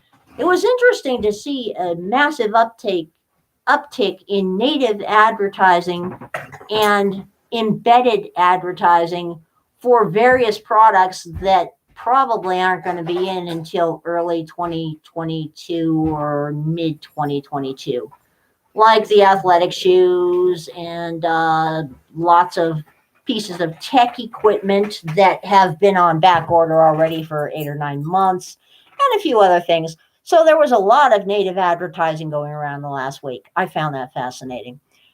Then there was the native advertising for food. Several media sources focused on the 9 things you won't be able to find in your supermarket. All of these things, brace yourself. These are obviously really, really critical pantry items. I hope you're sitting down here. There's going to be a shortage of Rice Krispie treats and Sour Patch Kids. No! Yes, I'm sorry. There's going to be a shortage of Sour Patch Kids and Rice Krispie treats. I know this is just shocking. This is horrifying, and this is obviously Rice Krispie Mageddon going on here. Okay.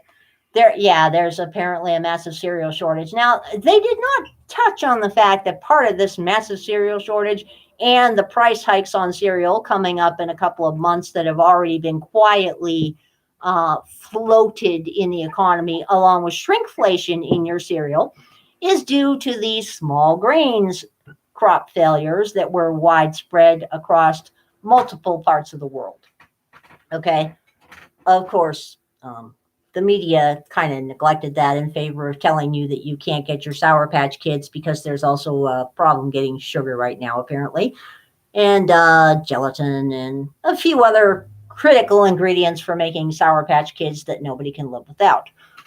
Now, they did have a few things on that list that a lot of people actually like pasta because of the durum wheat shortage, and certain forms of specialty artisan bread that a lot of people can't really afford anymore because it's gone up in price 25% already. And, a lot of us are only buying bargain basement breads these days.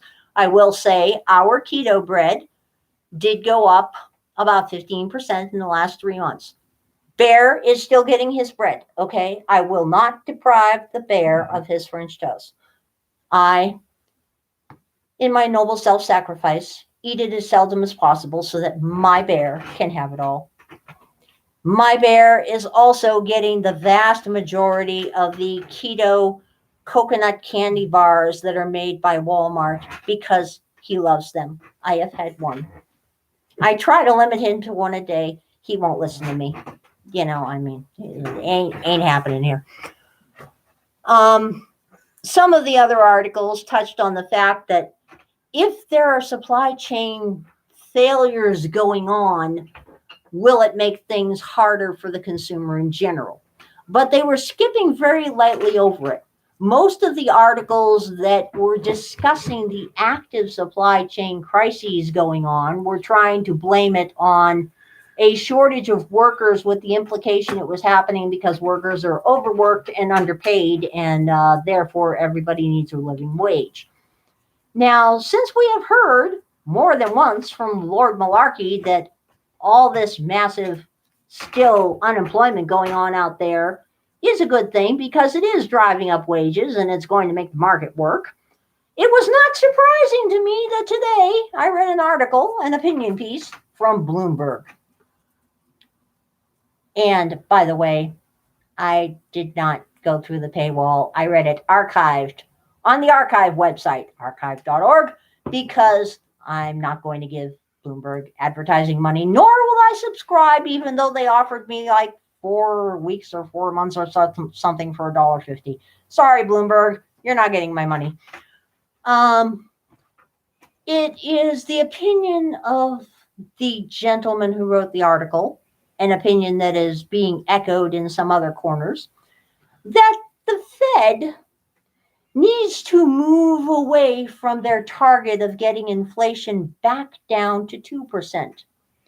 That higher inflation, 4% inflation, is actually what's going to pull us out of the recession and is going to bring a flowering of economic health and strengthen our economy and strengthen the Fed and strengthen our banks. Yeah. The fact that this is now being very carefully floated by random people in opinion pieces is not necessarily a good sign.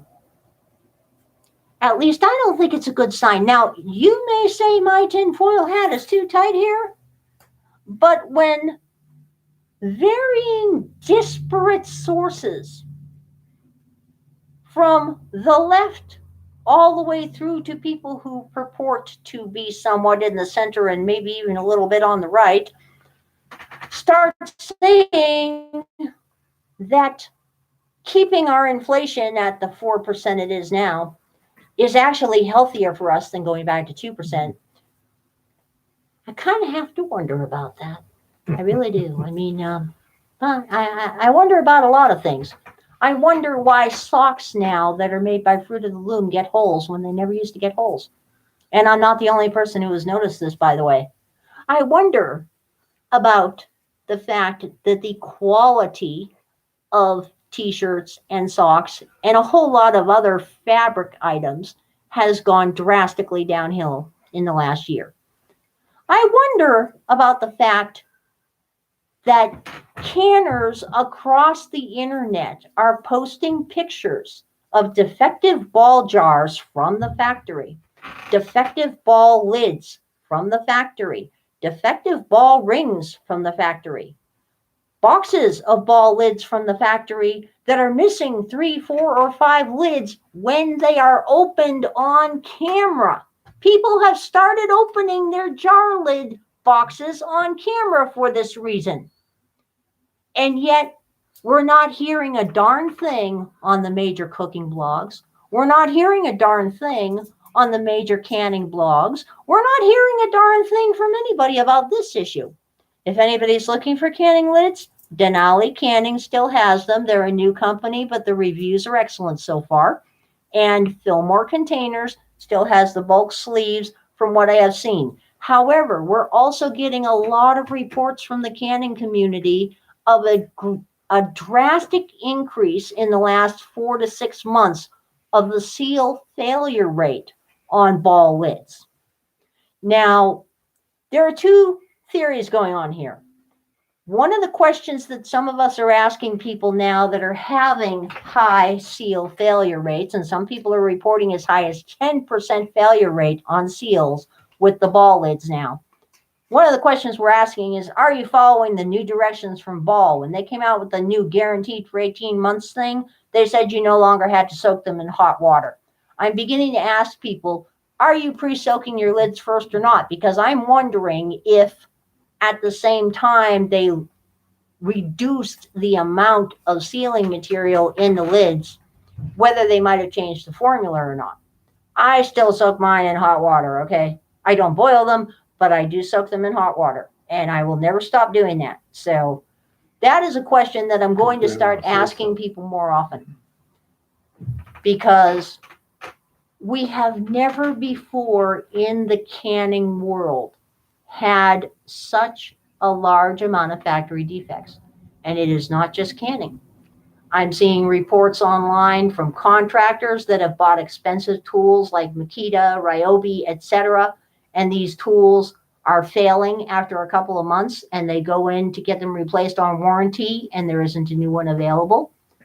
Batteries failing, tools that are showing up from the factory defective.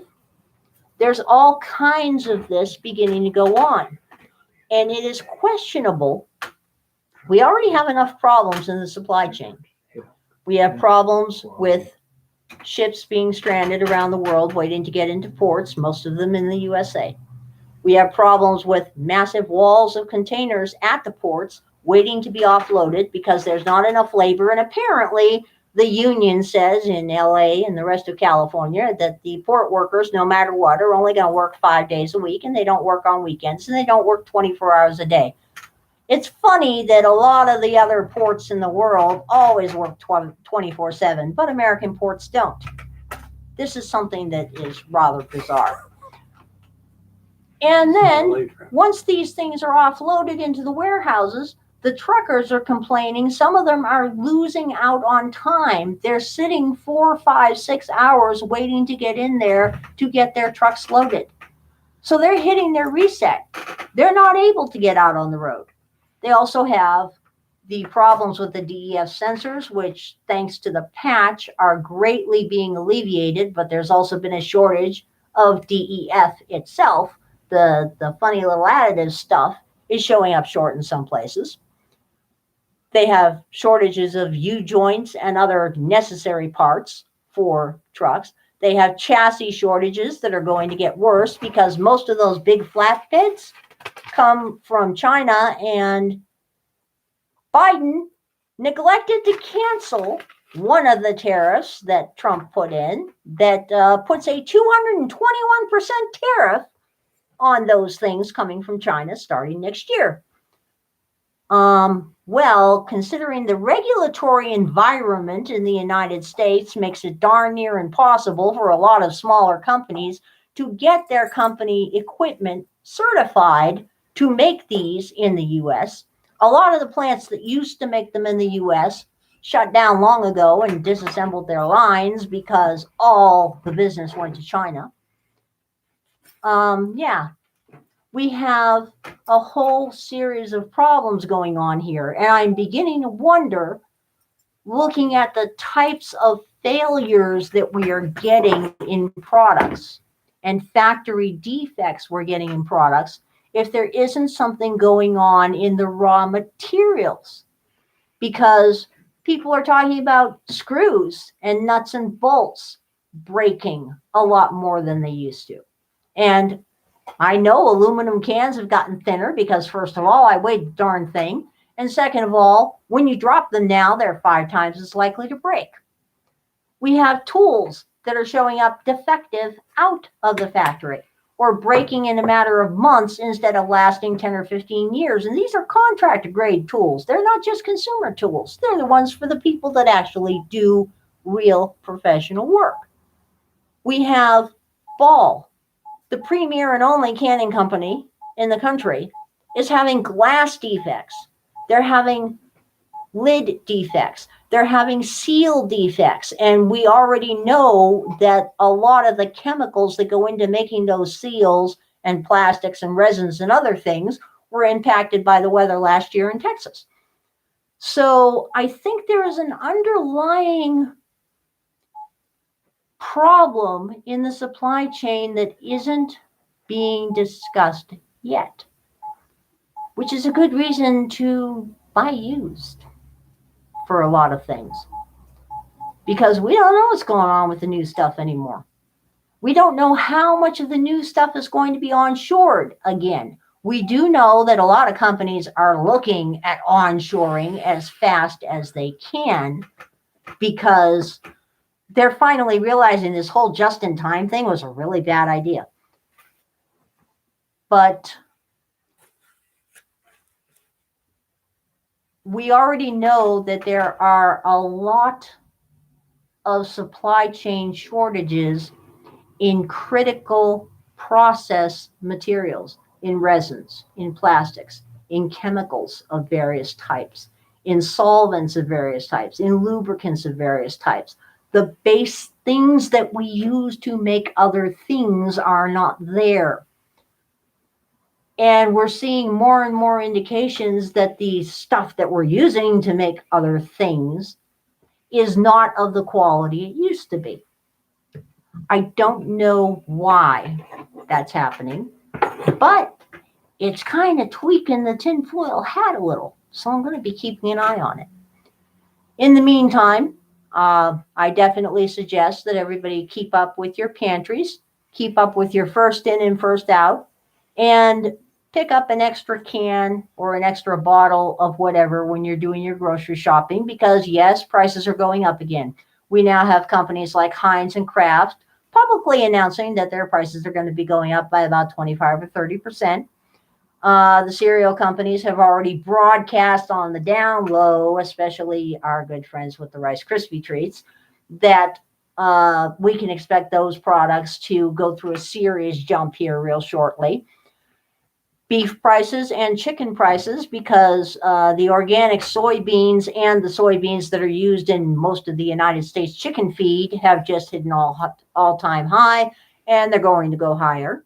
So we're looking at a sustained inflation curve that is looking extremely nasty.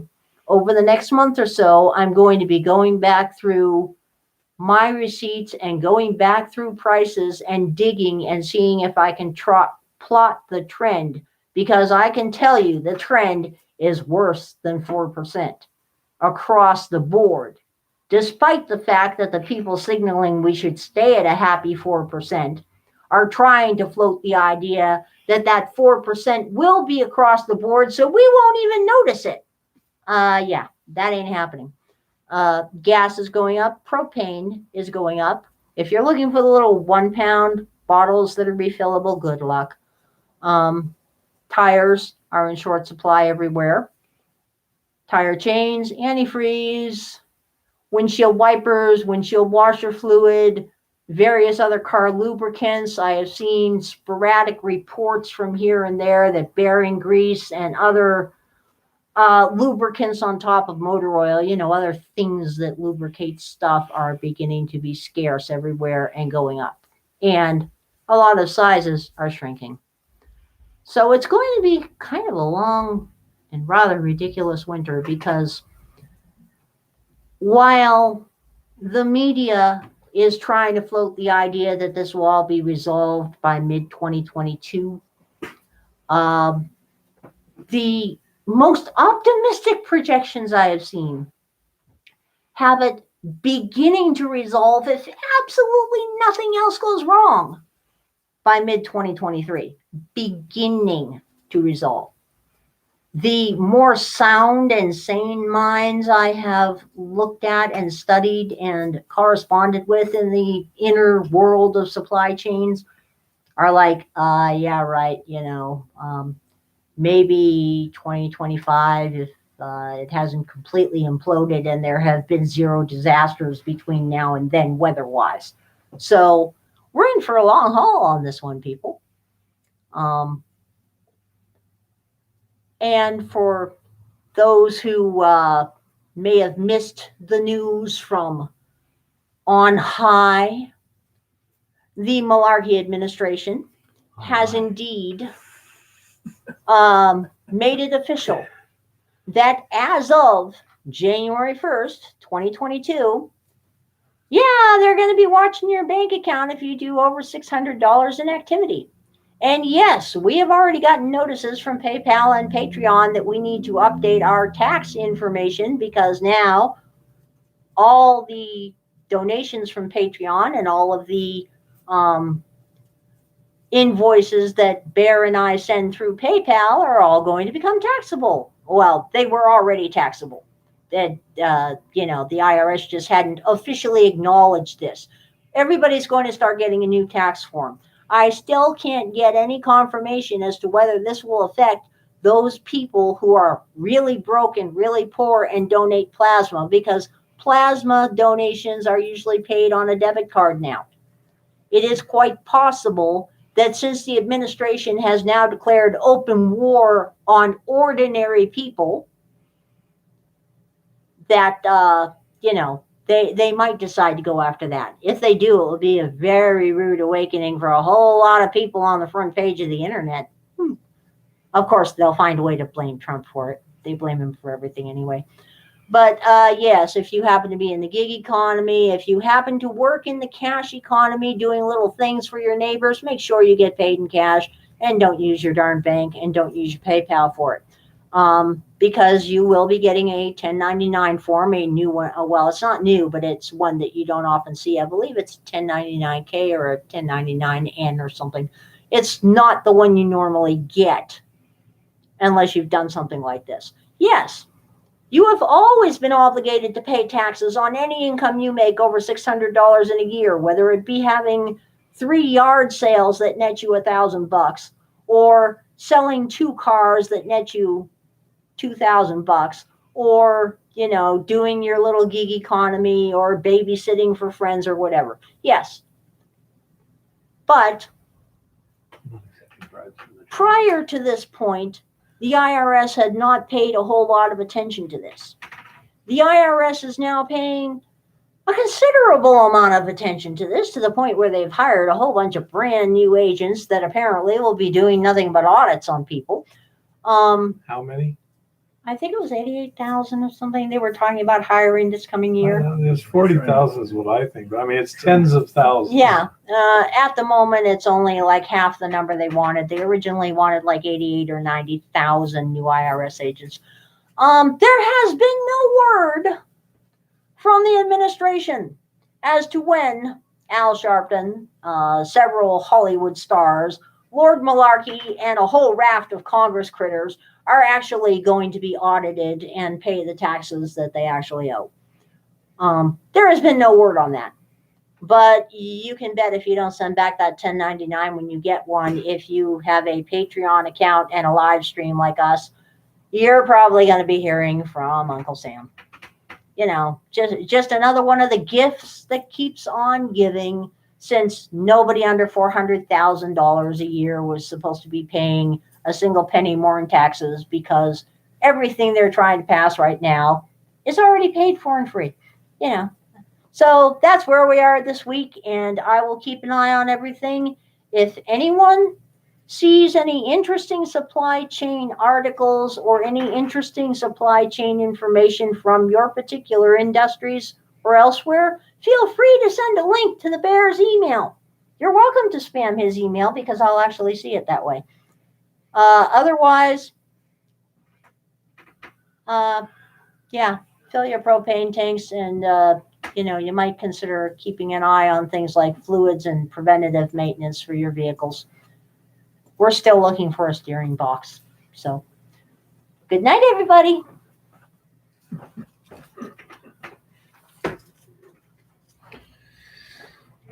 Jump back in there and ouch, ouch.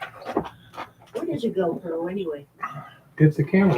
It's got a waterproof case. And so you see all these things where, like, people are flying, you know, with wingsuits and such, and they're taking pictures while they're doing it. It's usually a I've GoPro. never even seen one. Yep. Skiing or whatever. Yeah, Wow. skydiving. Pretty neat setup. Yes, she is smoking. Thank you very much. He says he hopes you're feeling better. Oh, yeah, I do great. Yep. Truth seekers, giving you a thumbs up, the whole 9 yards. The worker shortage is kind of peculiar, but Eva brought something up, and I think has some merit. Not only, of course, are they paying more money, but they have scared the bejesus out of so many people who are terrified of COVID that they don't want to get out of the house. And so they're not striving to get back to work or whatever, because they really are afraid to go back to work. So that's a possibility. Okay, Leto, Idaho.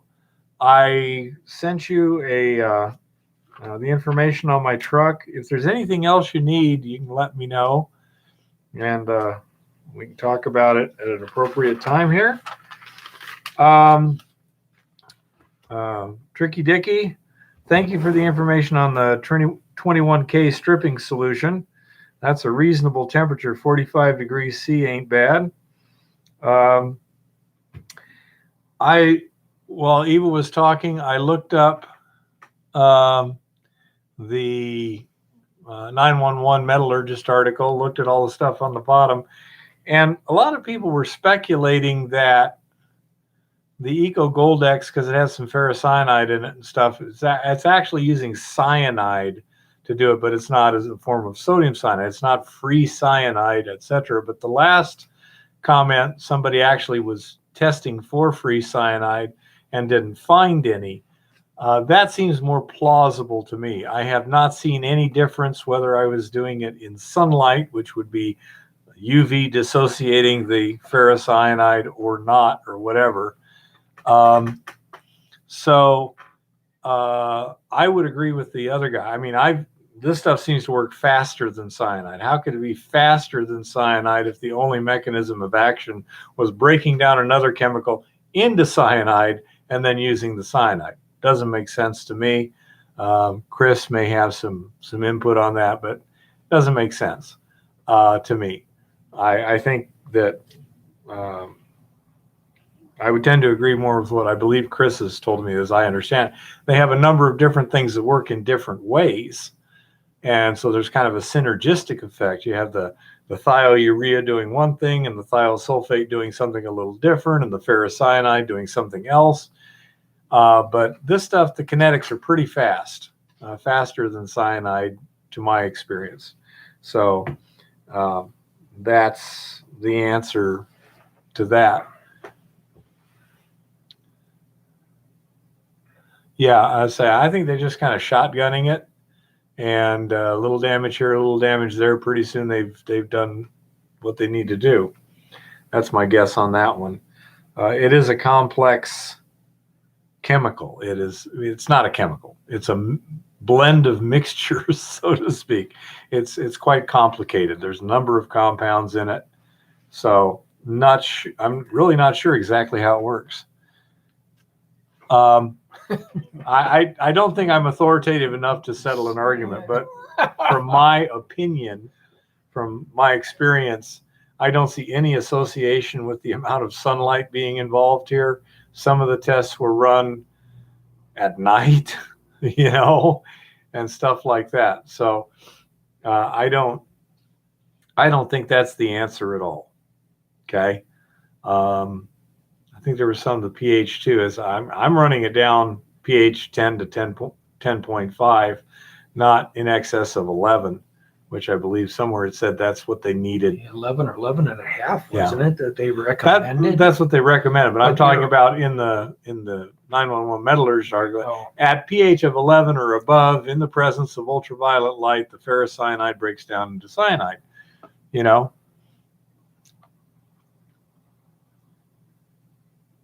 See, Chris has a much more in-depth concept of what's going on and an opinion on what's happening. But yeah, I don't think it's just the ferrocyanide being broken down into cyanide. Don't think so. It's not terribly cold up here. It's probably about freezing right at the moment. Tomorrow it's supposed to get down to about 25 degrees, and it's coming back up above freezing for about a week or so on the 10-day. Yeah, 10-day looks good. And I hope to get a lot of leaching tests done. It snowed a little bit this morning. It did not last, but that was one reason I was confident Jim was going to be here today, because that's pretty miserable weather to be out in the field. The weather went south. Yeah, but no, it's not getting real cold yet. Now, Jim, this font of positivity over here is assuring me that pretty soon we'll be shivering in our insulated boots, but we'll see what happens. So anyhow, that's my guess on the Eco Goldex, and Chris seems to agree essentially on that one. I don't think it's cyanide at all.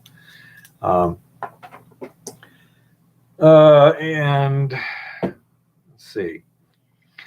We might go to stripping the resin in the future, and maybe not the distant future, but right now the idea is to load a bunch of resin and have it ready for testing this winter. and get that gold out of the leach solution so that it doesn't freeze up and something bad happen to it in the winter. If we have something freezes and we have a big leak or this or that or the other, if it's just leaking the Eco Gold X solution, that's not a major economic loss. If you lose an ounce or two of gold, that's a significant economic loss. So we're trying to avoid that happening. Plus, it gives us the resin, loaded resin, which we can then spend our time indoors doing experiments on, which is a lot better. So that's basically our plan here. That and getting some more ore mined. Once the mill is shut down by weather, and that's purely by temperature, the mine access will be shut down by too deep of snow, which is a different thing. They tend to be somewhat associated, but they're not necessarily associated at all. So we could have the mill shut down and still have A month. or Yeah. more where I can get out to the mine without a problem, in which case I'll be doing my best to do some fun stuff, chisel some rock, put up some timbers, these sort of things, which I actually enjoy doing. I don't know if you guys can tell from my videos, but I'm much more happy with a pick and a shovel than I am in a lab with a test tube. Well, yeah, You know, I don't know. Being out in the wild there's something fun about it. Being out there. even over at the ranch, the mill, as long as I don't try and feed that impact mill too fast, Yeah. it's pretty simple. And I mean, everything I'm doing out there, I'm doing while the impact mill is doing its job. I was doing some repairs on the shop building this week, you know, and that, you know, it's like I ground up 200 pounds of ore while doing some repairs on a wall the last day I was out there. Well, You know? the carbon becomes an issue.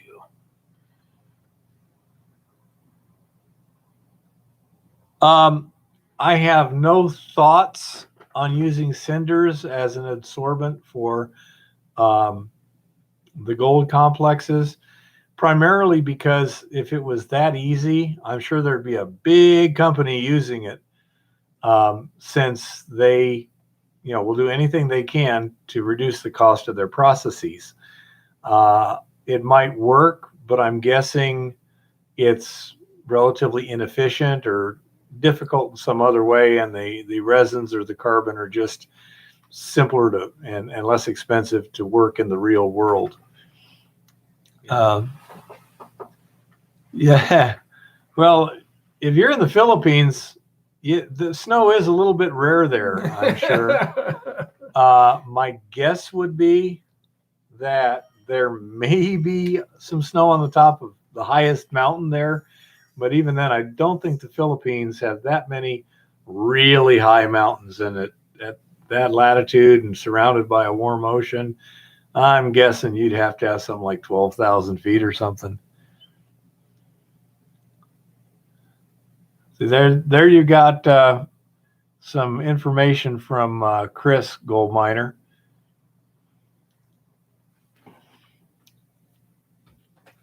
On this small scale, something like a resin, I mean, $15 a pound is so cheap. And no, Jeff, I believe when he's talking about cinders, they're talking about volcanic cinders, as in cinder cones, which is basically if you have a lava that has a lot of gas in it, as it comes to the surface, it essentially foams, and you wind up with a very porous volcanic rock. Think pumice is the most extreme example. You know, pumice floats on water. It's got so much void space in it. Cinders tend to have larger voids, more interconnected, so the water will go in them and they'll sink pretty easily. But no, cinders are basically just really, the technical term is vesicular rocks. No, I don't know. Well, that's a good gold miner. When you're talking cinders, do you mean volcanic cinders? Chris is wondering about cinders from a fire, which would be like charcoal. That's a good question. But I've heard volcanic cinders in the past, I believe. So I think that's what he's talking about. Cinders from volcanic ash. Yeah. Vesicular lava, basically. When you look at a piece of lava and it's got a bunch of round bubbles in it, that's what he's talking about.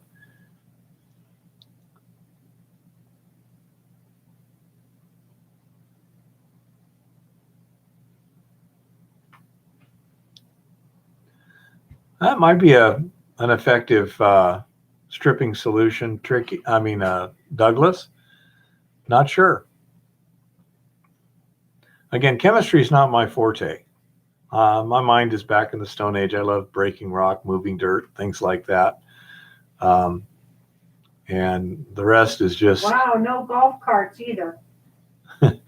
golf cart shortage. Yeah. No golf carts in California. That law is on all gas-powered engines. I'm going to read up more on it now. I'm sure they have electric golf carts too, but yeah. I have no idea, gold miner, where the resin comes from. It wouldn't surprise me, but I would be betting that's probably true. The plastics are coming out of China for the most part. yeah, I have no idea. This is another reason why a standard water treatment resin is more likely to be available than a custom metallurgical extraction resin. Wow, the new rule will be implemented by January 2024 or as soon as regulators determine it is feasible, whichever date is later. Yeah, that's the feasible part. But anyhow, so this also gives us an alternative. Let's suppose we find that the Ambercept 21K does 3 times as well as this and only costs 30% more. I think the price you gave was somewhere in the neighborhood of $15 a pound. And this stuff here is $15 a pound. So it might not even be that. Let's say they do have a high efficiency resin that's designed to try and specifically pick up gold. I'm sure that's more expensive.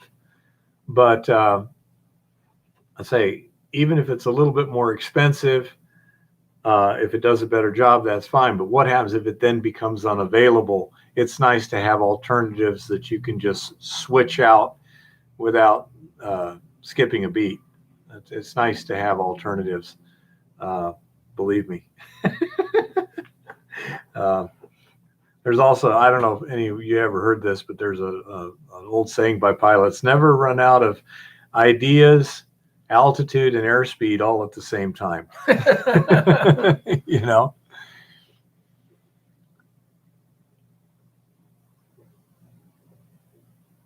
I don't know about copper or iron as precipitants. I know that aluminum will sometimes work as a precipitant. I have some zinc that I'm planning on playing around with.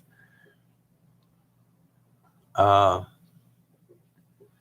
we got a lot of, research to do to try and optimize that, but pretty soon we'll have plenty of time for research. Annoyingly so. Yeah, like 6 or 7 months. Yeah, it's going to be a long winter in that respect. Yep. So that's why the focus right now is on getting something loaded and getting more ore at the mill and getting the middle decline started and everything established. Then we can just button it up for the winter. And once we can get back in it in the spring, Sure. get going. Yeah. I bought a pair of insulated work gloves today because I know what's going to happen here.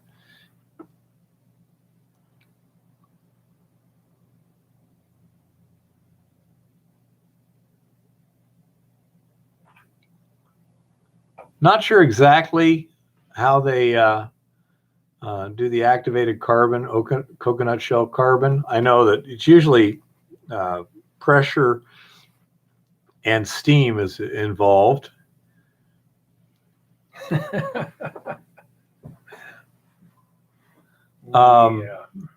I'd say it's a different environment.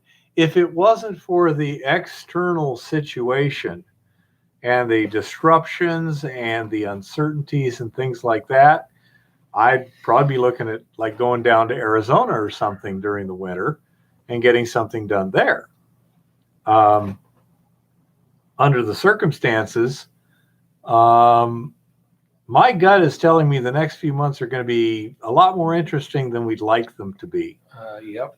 I have a feeling the supply chain issues are going to become worse, and situations about which we are not allowed to speak on YouTube are going to change their flavor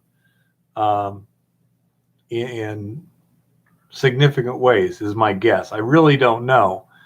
Bubble wrap is gone too, by the way. Oh, there's a bubble wrap shortage, so be careful. Keep it if you get it in your shipping boxes and you use it.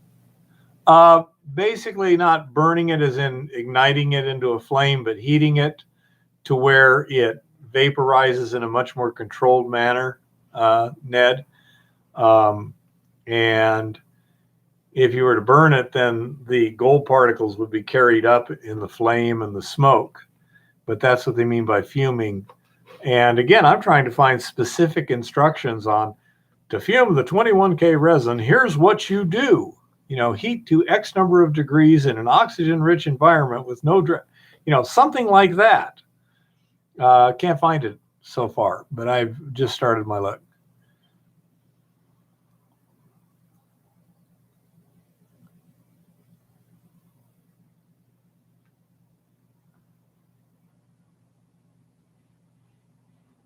Yeah, I think that's what he meant, Tricky, was actually dissolve the gold and then precipitate it with sulfur dioxide.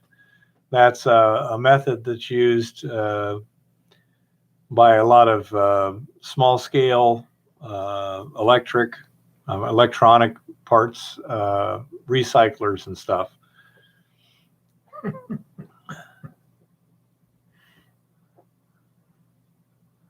Oh, I agree. KISS is the whole idea. That's what we're trying to do. Yeah, Goldstream, that would be nice. I don't know how mobile people are going to be in the near future. Oh, I don't know, Zeoxio. Now, there's some good stuff in the South, but yeah. Actually, I've had some people talk to me about some of those things in Arizona. Some people actually wanted me down there this winter, but EVA is more important to me than gold mining, believe it or not. And she's pretty adamant that she does not want to go. And her gut has been pretty reliable up till now, so I will honor her feelings on this one.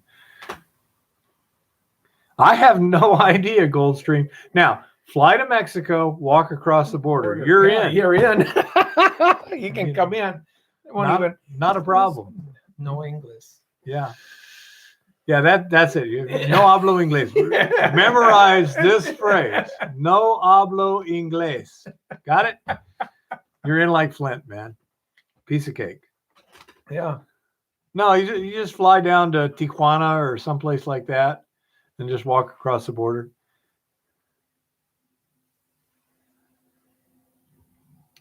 Gold miner, I think that while China could cause us a lot of damage,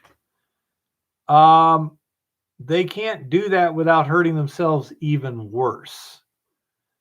And David Fia says, Arizona sucks rocks.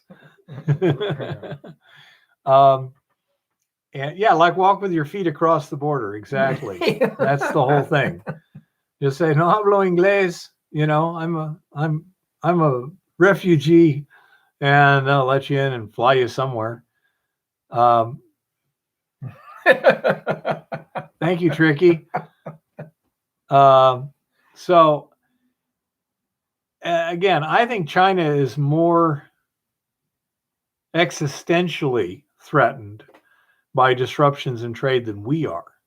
As note the fact they're already having blackouts in Chinese cities. Their industrial production is down. Their aluminum production has been drastically curtailed, possibly stopped by now. I don't know. But they are utterly dependent on imports. And for the United States, for example, without certain people in charge, we could be self-sufficient in energy. We're already self-sufficient in food. We have the technical expertise to do just about anything on the planet. Well, at one time we did. And so we can do all this stuff ourselves. By that I mean we physically can do it. The Chinese, on the other hand, physically cannot do it. That's why they are dependent on the foreign trade for survival. We're dependent on foreign trade for convenience and making life easy. But it's not like, and this is why we're in Montana, because unlike Los Angeles or where we came from, Tucson, which is utterly dependent on imports to survive, Montana is not. We have food, we have energy. A lot of people have wood heating. But I mean, this is a much more self-sufficient state in a much more self-sufficient country than China is. And so when disruptions happen to the supply chain, yeah, I agree, Roberts. Don't get too cocky about USA Resources. If we had someone like certain other people that have been in charge, I'd be a lot more comfortable. What I'm saying is, in the United States, there are some places that are a lot more self-sufficient than others. Tucson was not. Southern Arizona was not. Between Phoenix and Tucson, you get 6 million people utterly dependent on import of energy, food, lots of their water. Just about everything that makes life livable has to be imported to those areas. And that makes it extremely vulnerable to existential threats from supply chain disruptions. You know, and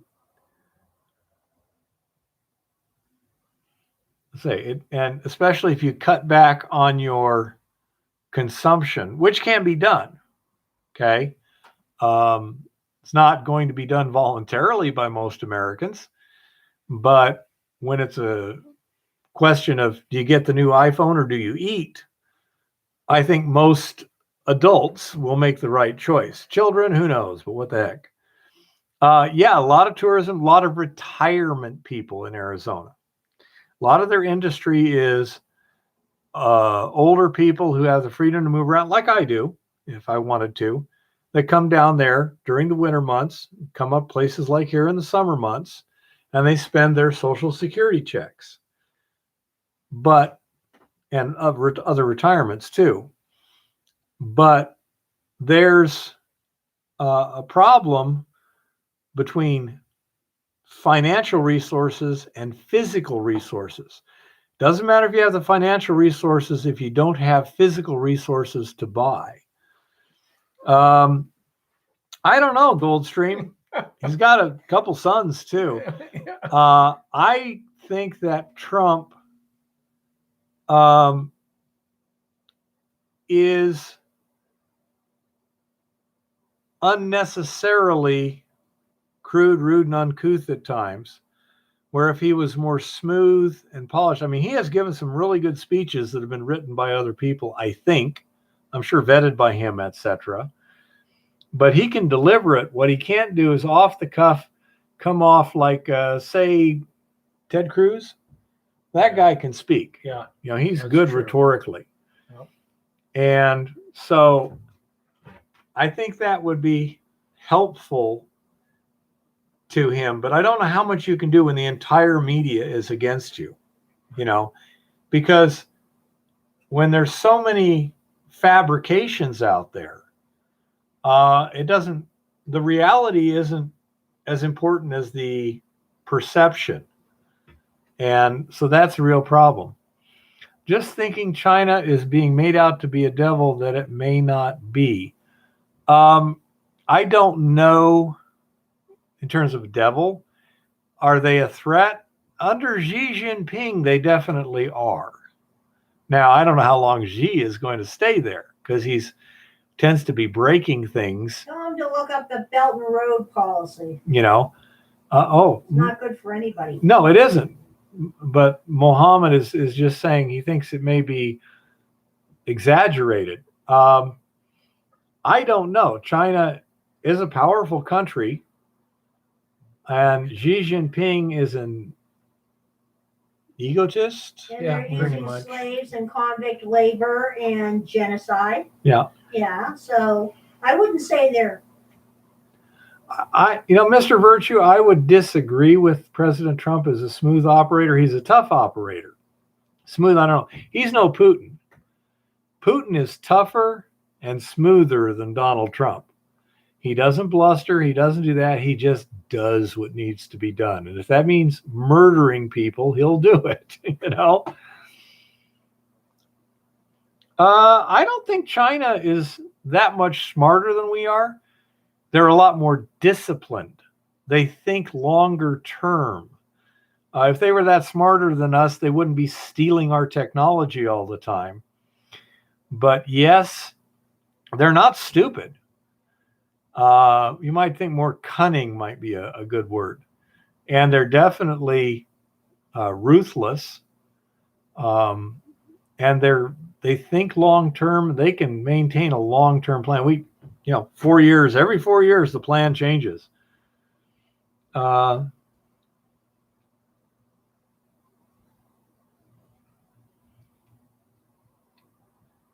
that really is an issue in this country. We've regulated ourselves by rules and things to where we can't do it now. And, part of it's this green policy and things like that we've slowly been going to over the last 40 years. It's not that we can't build tricycles here in the backyard. The problem is by the time you look at the licensing and the rules, you can't do it. Douglas, China isn't the problem. The CCP is the old guard. The CCP are the people in charge of China now. I agree. The CCP is dangerous. Who knows what China would be without the CCP? It might be more dangerous or less, but free market democracies rarely start wars of significance. We tend to go out there and butt into other people's business, but we don't usually just go out and start stuff for no reason. I agree, Gold Miner. I agree completely. I think he could do a better job of playing the media, though. Oh, I got lots of other things to do. We got impact mills to build. We got milling equipment to test out. Pay dirt. No, don't have pay dirt. We will have some resin theoretically. But there's other things to do. I can always find something to do. Construction, things like that. Goldstream, the only problem with stealing the tech is that you don't understand it as well. And that's limiting. Also, when you have people who don't understand something, they can't build on it very well. And in a totalitarian regime, stratified regime, you don't get a lot of initiative. And Xi is really knocking down the ignition. A lot of the big businesses and stuff that have, like Alibaba and stuff like that, he's just kicking them in the teeth. And that's not going to help. I think China's biggest problem right now is Xi. But yeah, people should be good and honest. Simple as that. Yeah, would be nice. Unfortunately, they're not. I mean, a lot of people are. Would you say the majority of people probably are? I think so. In a lot of cases, it's just, unfortunately, the people that end up to be our politicians have a problem. Can you help dig a hole, Mr. Virtue? Possibly. Don't know. But in the long run, I got no problem with people helping out and doing stuff like that.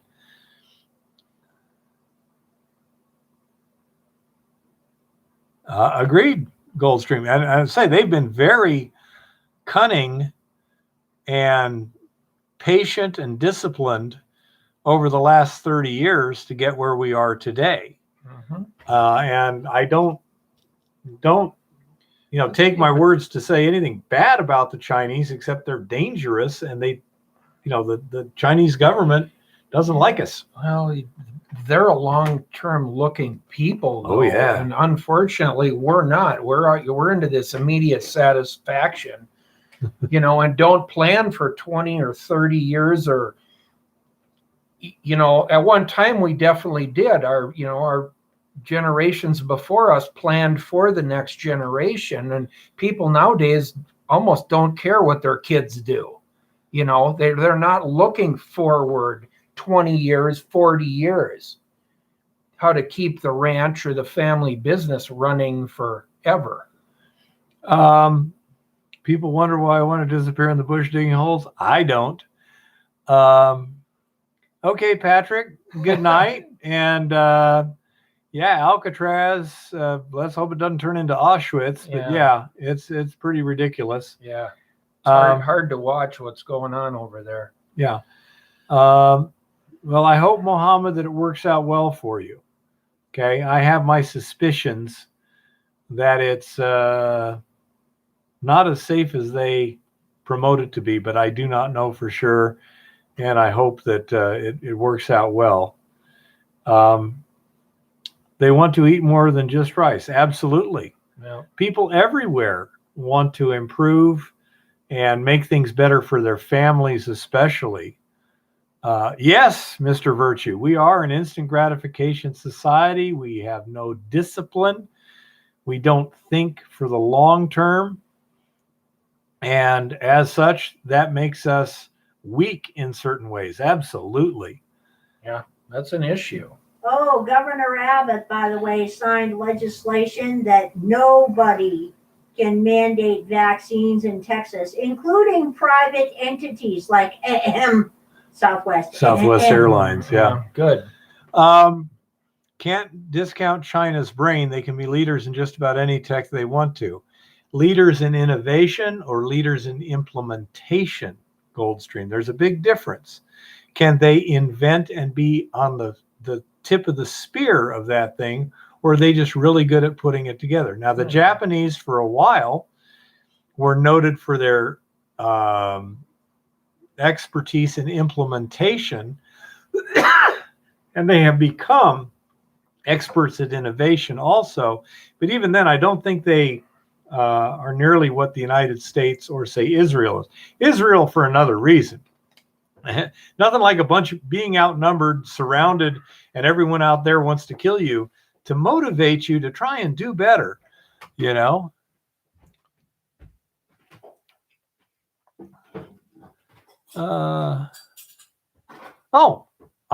agree that I don't blame illegal immigrants for trying to come to the United States.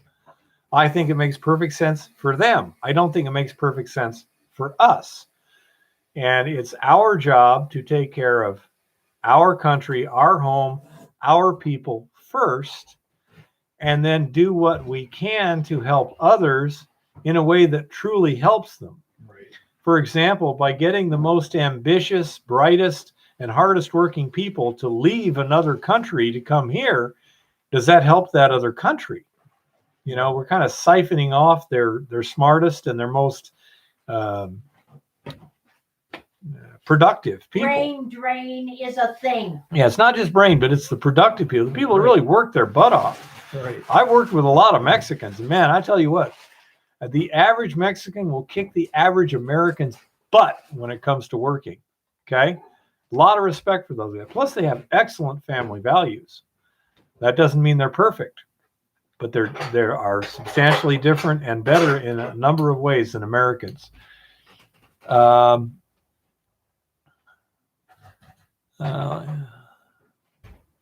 Yep. You're absolutely right, Goldstream. Yes, Gold Miner, I think they're trying to gear up for an external push, and luckily the economic stuff is holding it back. I would believe that, Nicholas. I mean, there was some good gold that came out of there historically in a lot of those areas, and there's no reason not to go back and try to find what was missed or what could possibly still be there. Yes, Mohammed, it is a bit harsh, but sometimes you have to be harsh. You have to understand what those migrants go through getting to this country, how the cartels abuse them, rape the women, murder people, take $4,000 a head from poor people in other countries, mislead them. Hundreds and hundreds of them die every year just because of exposure to the elements. I used to live in southern Arizona, and the migrants are victims, you know. In terms of Nicholas, it has a lot to do with permitting, I think. You know, Well, there's a lot more private land down there too, versus here we've got, open mineral on public land. yeah. Yeah, as I say, down in the Tucson sector, they would typically have over 200 migrants a year die from exposure. Mhm. That doesn't count the people that were murdered by the drug Yeah, the cartels. ones they never found. Yeah. That the They have found Untold- killing fields in South Texas. I'm sure. Hi Ray, the untold thousands of women and children that are raped. Yeah, it's brutal. And sex trafficked. Not just lack of hydration, although that's one of it, but it's also the cold in the wintertime even. Yeah. You know, there was times I was in Washington State and it was colder in Tucson than it was next to the Canadian border.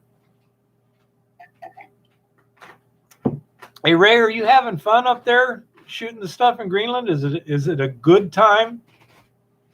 I'm sure it probably pays, and there's things you can't talk about and everything. We want to hear about it. But are you having a good time up there? Is it interesting, enjoyable, and stuff like that?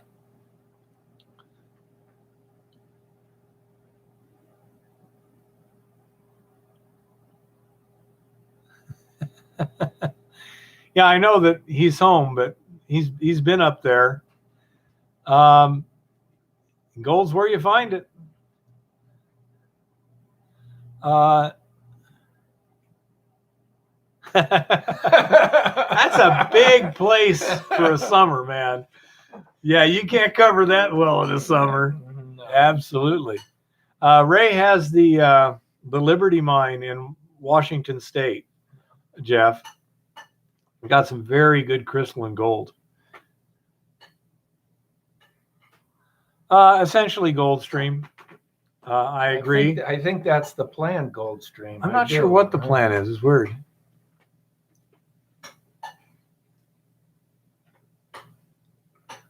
Yeah, that's kind of what I see. Gold miners, they seem to be working themselves up into a war, specifically, initially probably attacking Taiwan. And that can drag a lot of other people into it. Yeah, Goldstream. That's the one. Where's Rob? Oh, wait a minute. Rob, Rob's, did I make the mistake? I think you did. Ray Russo. Yeah, I think you're thinking What? Rob. Rob, what's had his the- last name?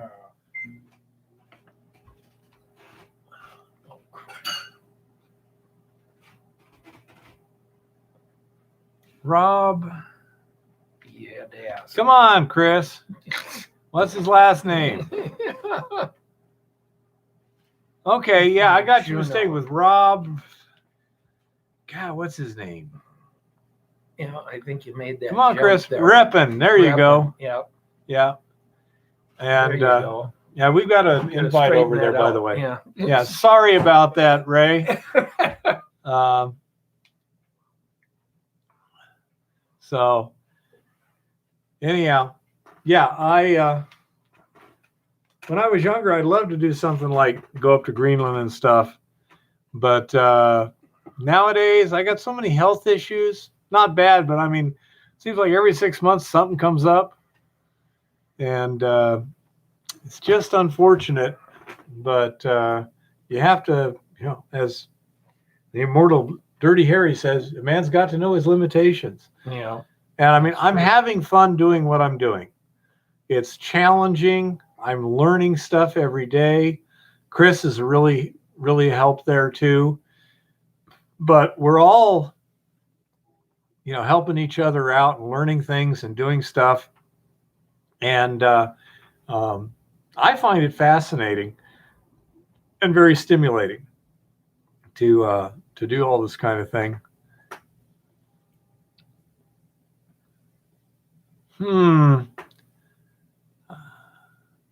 Yeah, I would think that they'd look a bit similar, but the ice pack moraines wouldn't they generally just be down by the beach? I don't know either. I know what a moraine is, but ice pack. I mean, again, push it up on the beach. I would guess. I don't know. But no, I think we have a good time here. And, we have people like Muhammad and such that show up from all over the place. Yeah, Ray, sometimes that happens. You look at something, you say, I know there's something odd here, but I can't quite figure it out. Yep.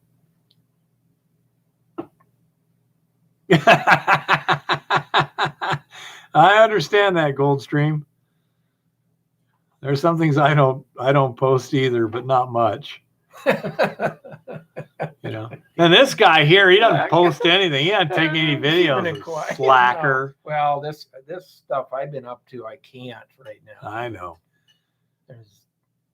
Eventually I can. So yeah. Well, when you're sitting, oh, by the way, I was talking to my brother today. Okay, he was just in Safford doing some kettle corn with Tom. Yeah.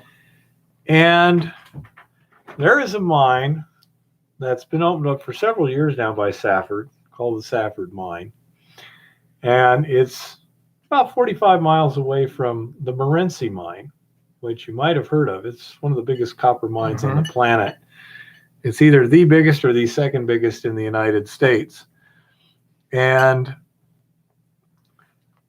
he was talking to a guy from the lab there, and he says, the drilling we've done here, this is bigger than Morenci.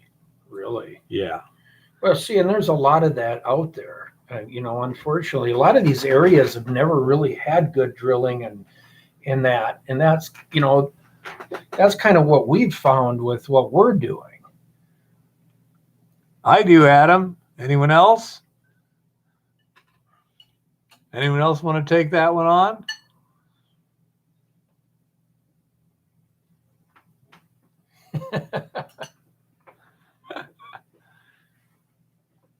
Okay, anyone else want to take on Adam's challenge there? What is a rotational slide?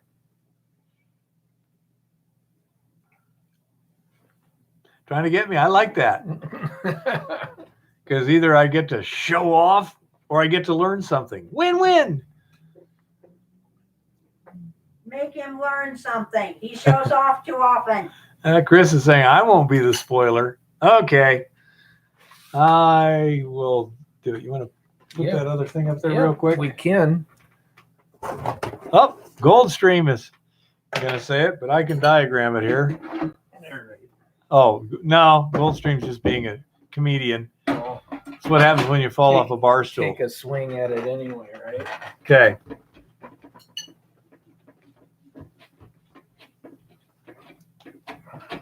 Okay. If you have a steep hillside here and you have some kind of bed of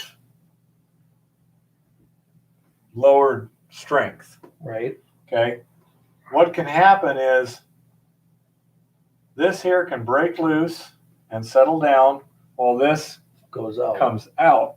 And so essentially this whole slab rotates and kind of squirts out. That's a rotational slide.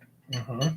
And they're fairly common when you have a relatively homogeneous structure here that's got a bed of weakness on it.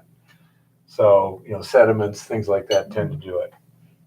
You can have a slab Like a- landslide where you have a Big chunk of slide, rock. and it breaks loose along a plane of weakness there, and everything slides down.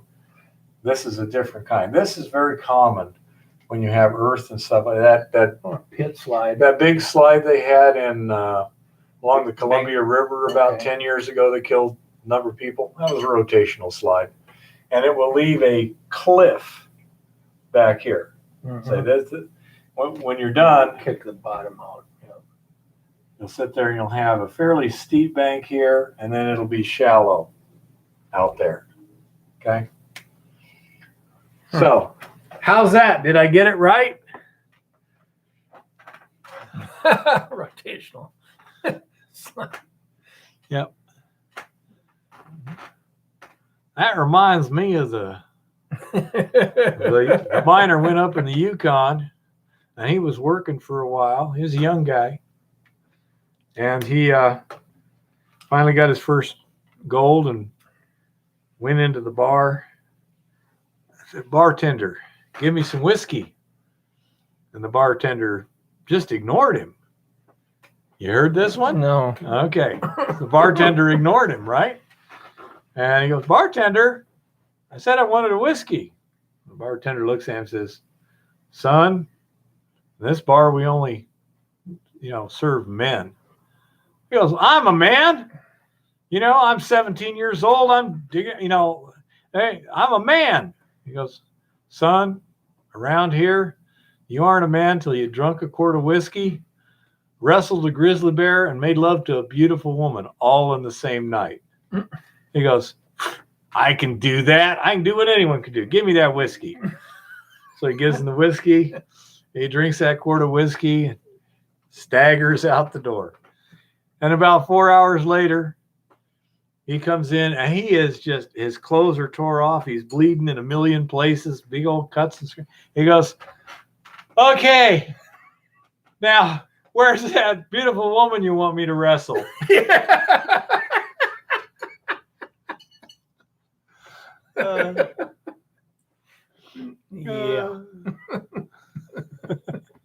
Bear, Comedy, guys. you are a bad bear. But anyhow, so I say, Patrick seemed to like it. So Bound to have. Patrick, Bound you're to a have a bad Patrick. Truth Seeker seemed to like it even more. Goldstream says bad bears are good bears.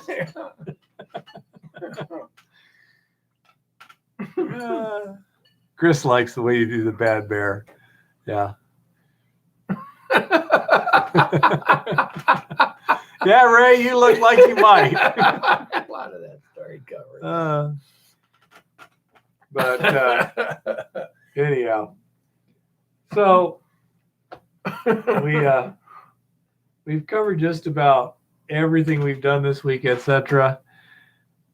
Anyone have any subjects or questions or anything like that?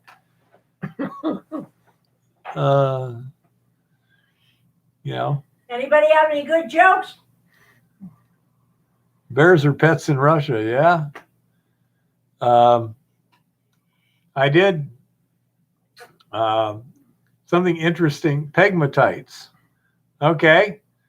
I'm not an expert on pegmatites, Ray, but we got Oxio here. Zeoxio might be there. With pegmatites, ooh, I've got the whiteboard up. There you go. Okay. So,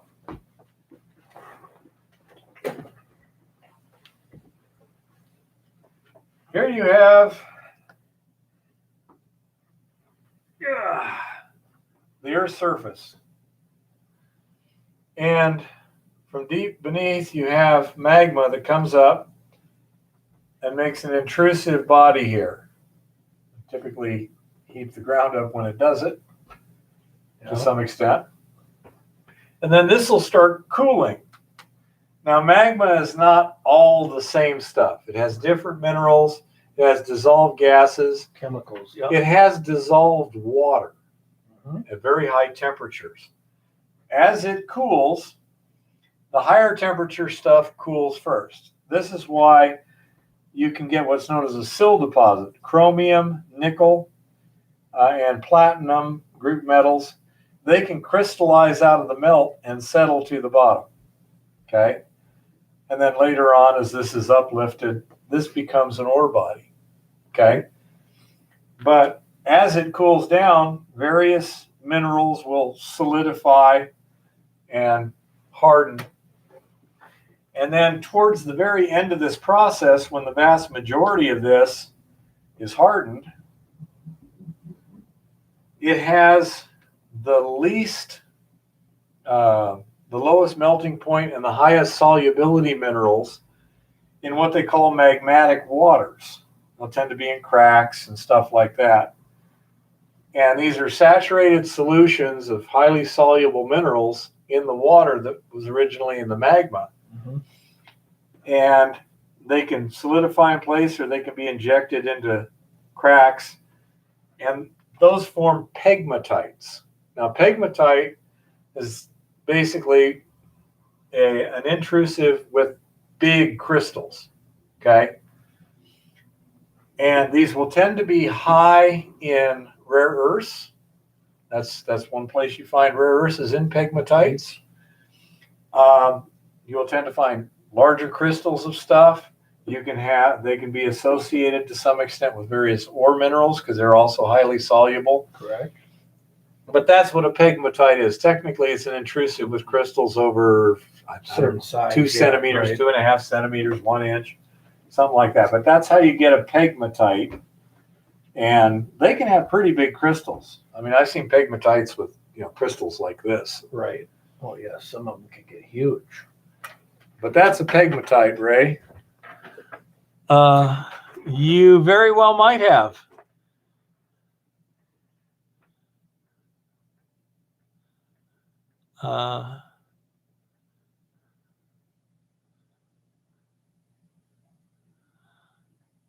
Yeah, I'll bet you did, Ray. I say that's a great trip. I hope it worked out well in terms of it was a fun and exciting trip and not an unpleasant grind of a trip. That can happen too.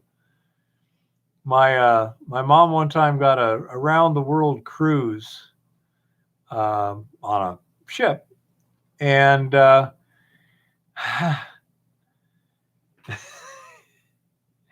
this cruise was totally screwed up. I mean, they were like in some port for 6 weeks because they couldn't afford fuel to refuel the boat. Oh my God. Oh, it was a cluster that you wouldn't believe.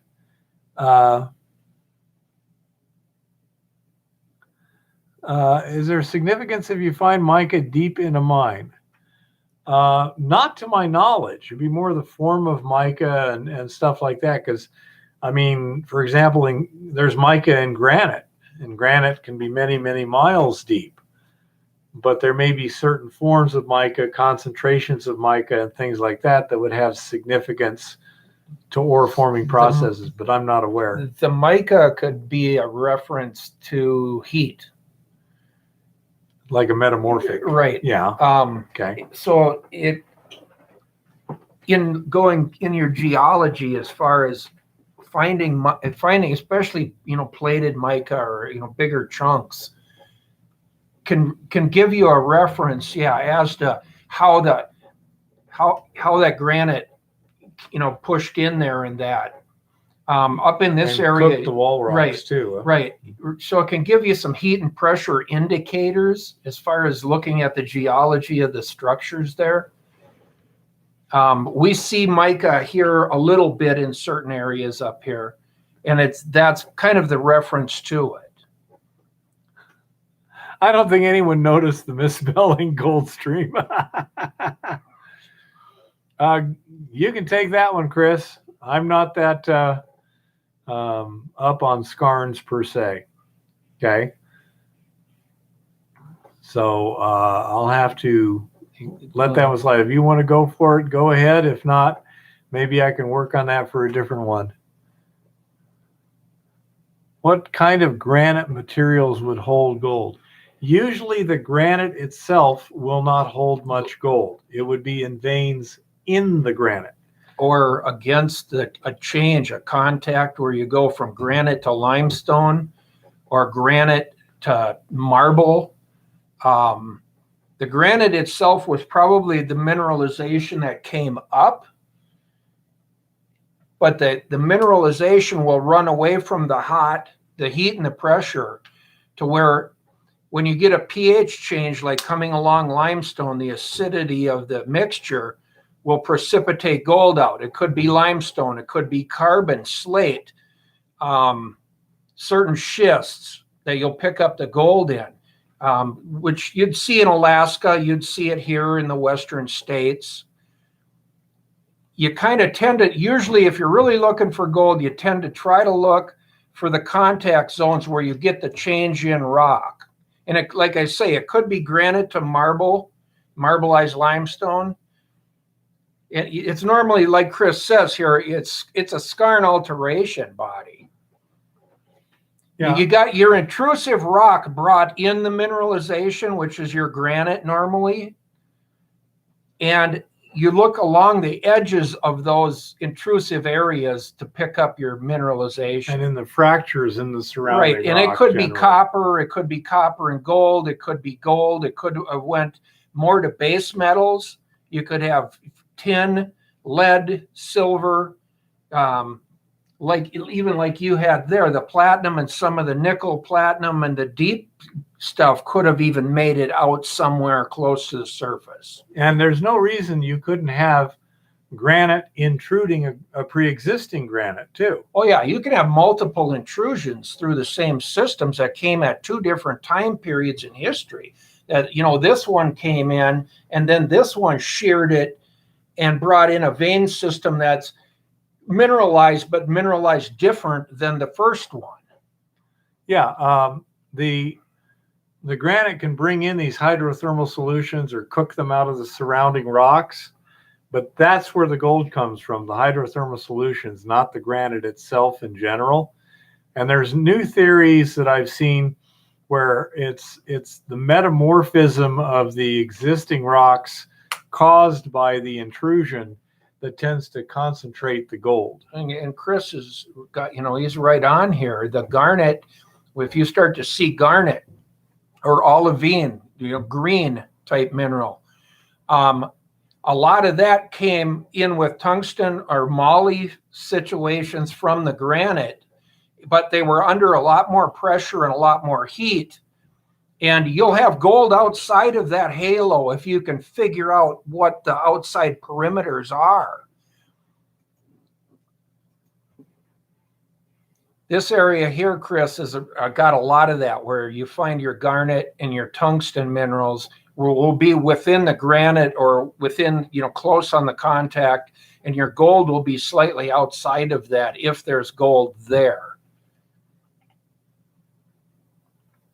A lot of your skarn mineralization is actually fairly easily identifiable. UV light can definitely help you when you get to that, but a lot of it, you can walk along the ground and realize that you're in a skarn once you understand what those indicator minerals are. Thank you, Terry, for those links. I'm just looking at them right now.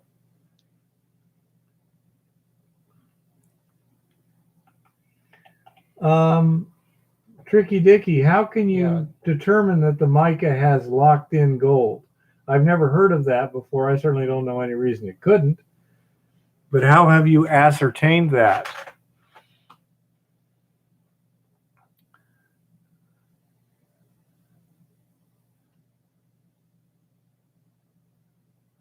There was gold where I was at, but the valley was also hugely populated with granite boulders. The boulders might have been residuals or, rolled down from hills and such like that. Moved by glaciers or... Yeah. If you see biotite mica in an ore next to sulfides, does it tell you anything? It doesn't tell me anything. That doesn't mean it couldn't tell a qualified geologist.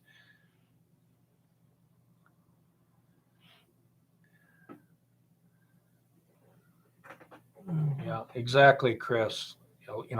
Sometimes it wouldn't necessarily have to be a couple thousand feet. It could be with 300 feet away from that skarn area, depending on what you've got for rock that you're looking at there.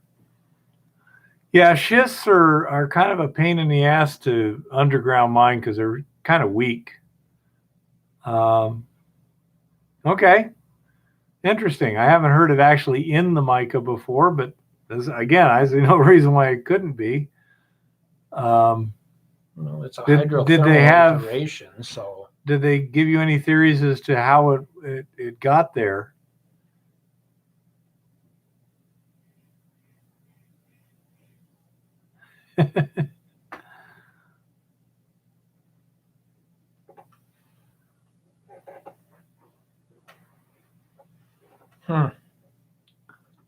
Here's an interesting thing that Terry sent me.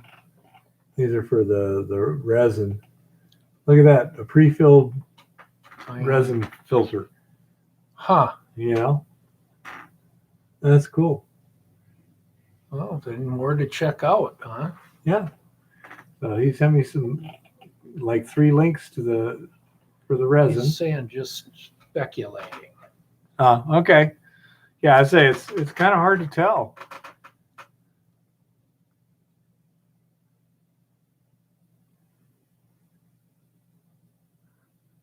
Good night, Mr. Virtue. He says goodbye, Eva. Good night. Arizona Free Mill Gold can pick up without a metal. There's places where it's been pretty. That's what they called the potato patch. Oh yeah. And down there south of into Mexico near La Cienega, when the Spanish first showed up, there was residual nuggets laying on the top of the ground where the wind and water had washed it off the alluvial fans and left them sitting there. Uh-huh. And I think they said an ordinary person could pick up like 6 ounces in a day when they first showed up there in the 1800s.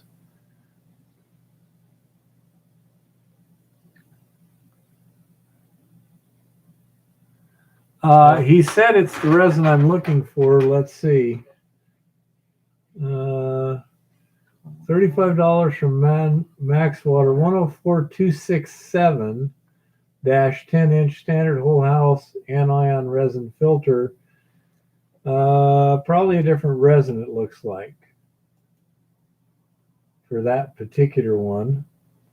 Whole house anion resin filter for nitrate reduction only. Doesn't say specifically what the resin is. Is a 10 by 2.5. It's $35 for the cartridge, which ain't bad. No. And then it's Yeah. cheaper if you buy multiples. Yeah, if you buy more, 3 to 6, it's $31.50. And they're a refillable filter. Let's That's see. pretty cool. Tannins, nitrates, main use. I don't see what specific resin in this filter cartridge. It doesn't list it. There This is a a standard whole house. Yeah. resin. come on. Nitrate reduction. So it's a water filter, basically, right? Yeah, Nitrate reduction filter. yeah. So that if you have it in your drinking water, like in a You're probably right, Chris. It's cheaper to just buy the empty cartridges and do your own resin. so this is the strong base anion resin for nitrate reduction 104133-5, $75. And that's from Max Water directly. And there's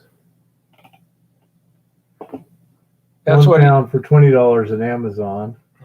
that's what he's planning on doing, Tricky, is just using a resin here that they know, he's getting good results in a refillable cartridge. Yeah, I've got the cartridges on order.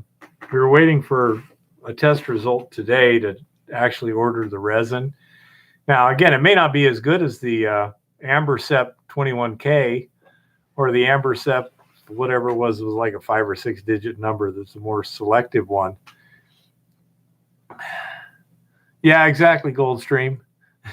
Well, there's always that chance, Goldstream, you'll hit that one spot nobody found. How They're much? still out there. How much of my ore is sulfides? None at this point. It's all oxidized. Yep. Take over for a minute. Yeah. Well, it's getting kind of got back on target here a little bit. So, well, Ray, that's too bad that it was all just fine gold. But that's a starting point when you're looking for gold. Is, you know, anything that's been carried for distance or anything, you need to continually follow that uphill or, you know, keep looking. And in some areas, that's all it is. It's fine gold. Depending on what was there to precipitate it out of solution or to break down the quartz or whatever, wherever the gold was actually coming from. A lot of glaciers in Greenland. Yeah. That's cool, Dustin, that you're able to find, you know, some big gold.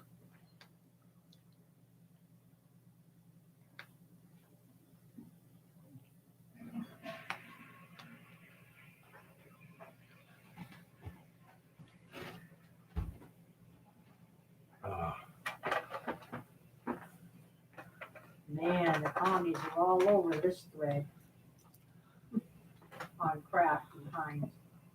I've never found gold in natural caves. Generally in limestone caves, that's not a good place to find gold because they're not usually hydrothermally altered.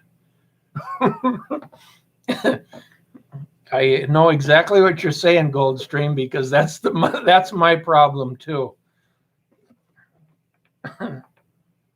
You know, how to make $1 million in whatever is, you know, spend 10 million. Yeah. Hi, Argonaut.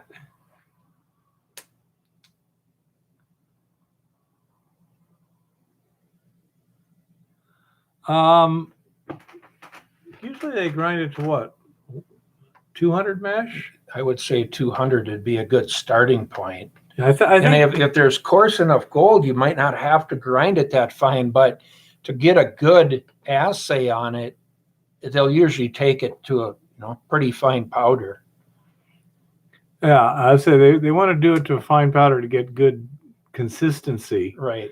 And they would also typically screen it so it's 100% passing that, so the chunks of gold aren't caught on top of the screen. Correct.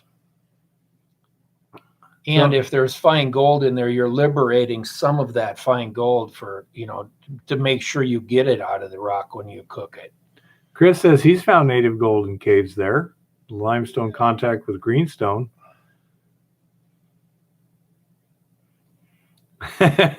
Yeah, glaciers add another layer of complexity to the problem-solving equation here. It would depend on how many assays you're doing. I like the hand panning because it's very fast and very cheap. The negative to it is it's not highly reliable, but the grades that we're interested in, it's usually not a big problem. Yep.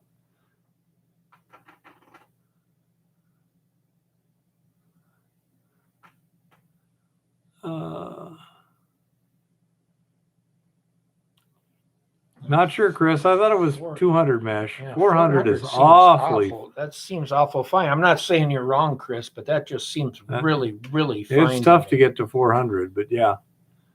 Well, in a small Thank you, sample, Jeff. it's-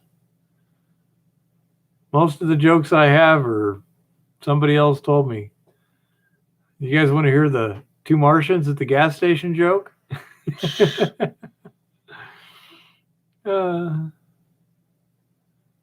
Oh yeah, Ray, that's right. There's not a whole lot of documentation on it. That's what kind of makes it interesting, though, Ray, is, to be able to go there and try to start to figure it out. It's a time thing, though. It could take years to figure out the solution. And how was the weather while you were up there? Was it relatively pleasant, or was it, difficult or not? I presume you were there during the summer, of course, but the question is What was that like? for all you know, it's just rainy as hell, Okay, so I got 2 yeses. Okay. So here we go. Let's see. Oh man, it's kind of hard. Okay. So these 2 Martians landed their flying saucer at this gas station late at night. And gas stations, it's late at night. There's nobody there. You're supposed to use your card and everything. So they land their little flying saucer and they walk out. And these 2 little short Martians walk up, and the one guy walks up to the gas pump and goes, "Hey man, take me to your leader." Well, of course, the gas pump doesn't do anything. It's a gas pump, right? He goes, "Hey man, you deaf? I said take me to your leader." And his buddy goes, "Be cool, man. Be cool. These guys are bad." Yeah, right. "Man, if you don't take me to your leader, there's going to be consequences." "Be cool, man. Be cool. These guys are bad." Says, whips out his ray gun. "Okay, sucker. You take me to your leader right now, or I'm going to blast you." "Be cool, man. Be cool. These guys are bad." "I warned you." Zap. Boom. Right? So these 2 scorched Martians are picking them up, themselves off the ground. The guy goes, "Man, I told you these guys were bad. Any of them could take his dick, wrap it around his waist, and stick it in his ear. He's bad." You're bad. Claire. You're bad. We don't know who's watching this either. Oh, well. I haven't found that much. I found free mill gold in quartzite, but it's relatively small size. Nothing specimen grade like that. Yeah, okay.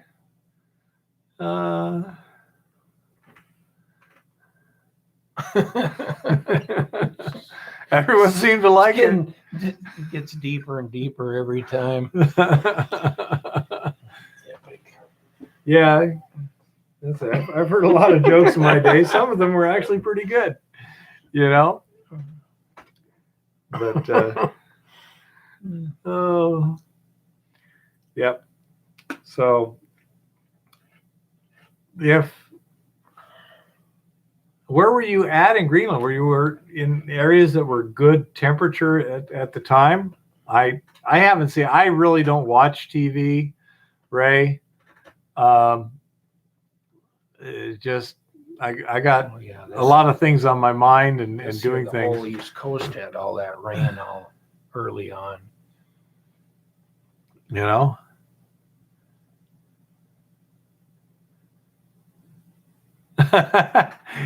You were there during the monsoon, huh? If you want to post something to my email, Yeah, send the pictures to his email, Dustin. here you go. hardrocku@outlook.com. That's my email address, and just send them as an attachment. For those of you who have my phone number, I've got a flip phone, so the pictures come out that big. That little gecko was pretty cool. But yeah. How much deposits come from the movement of glaciers? Now, that's an interesting question that I don't know the answer Well, to. placers are deposited because of the melting glaciers, and some of the gold could have been moved with the gravels that were being dozered by the glacier. That's kind of what you have in the middle of the country here. I would think that would make it real complicated. Well, it does, you because it's unless you had a creek or something that later in more modern times have cut through and concentrated the gold, Redeposited it, concentrated. Yeah. And without it being concentrated, you've got kind of what you've got in southern Ohio, southern Indiana, Mhm. where they can find gold in the creeks and streams, but you never find a lot of it because it came from Canada, it came from up in Ontario. Some of that moved 500 miles because of the glacier. It was stripped from Canada, though. The one thing glaciers will give you, though, in some cases, is exposure to mineralization as the mountain is being cut away or degraded. It'll give you exposure to stuff that you would have never seen. In other words, visibility of the bedrock. Right. Okay. Visibility of bedrock or changes in bedrock that you would have never seen without that kind of degradation of the surface rock, Uh-huh. country rock. Makes sense. Yeah. Exactly, Chris. Yeah, without it being, concentrated somehow, whether it's a stream channel or something, you're going to have a hard time trying to make any kind of economics out of it. Yeah, I would think it would tend to get all blended to a great extent, and so that would be very complicated to find an actual mother lode, hard rock lode, the source of the placer gold, unless it was pretty close by and was now you're after the glaciers move through, then you've got your usual depositional stuff going Correct. on, and you can follow it just like just like we do today. You're up, trying to find changes in rock. how did the ice move the gold? Like a big bulldozer. Yep, just like a bulldozer blade. I mean, It it's just has it scraping cut away, along the ground. Right, it's cutting away the different rock profiles as it's skimming along.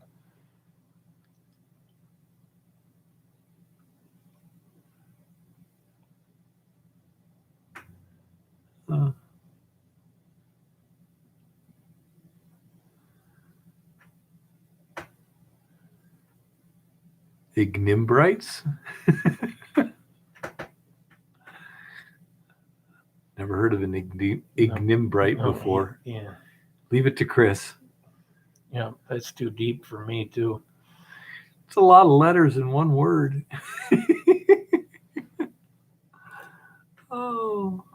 Is somebody throwing 10-cent words around again? Well, Argonaut, Chris. we've got kind of that same thing over here in some of the hills just right out of town right here where they metal detect some unbelievable gold, and that was it was cut away by the glaciers as they degraded these hills here. Scotch gravels? Yep. Yeah. Yeah, this stuff, it's just right out of town here, and it's amazing sometimes what guys have found for, chunks of gold. Yeah. That's true, Chris. Sometimes they grind the rock, literally, yeah. Chris is a sesquipedalian. Do you know what that means, little one? Chris is a sesquipedalian. Yeah. Someone who likes to use words a foot long. Yeah. Mm-hmm.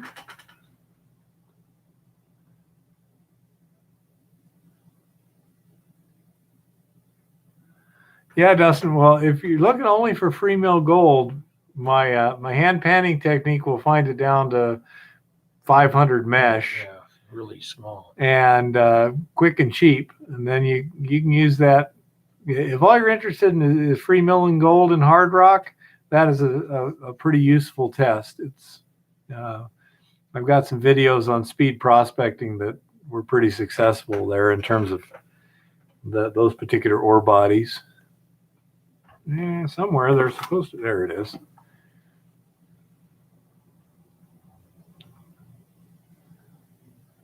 But it has a position point if you're a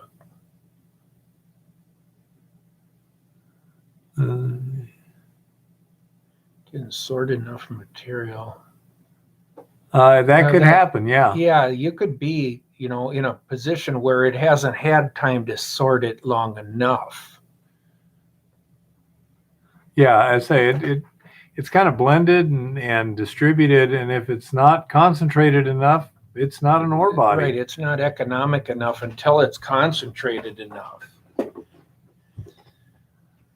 Which in some cases could take a lot of water to concentrate over a long, long period of time, thousands of years to concentrate to have an actual placer. Don't worry, Ray. Sometimes I can't talk. Yeah.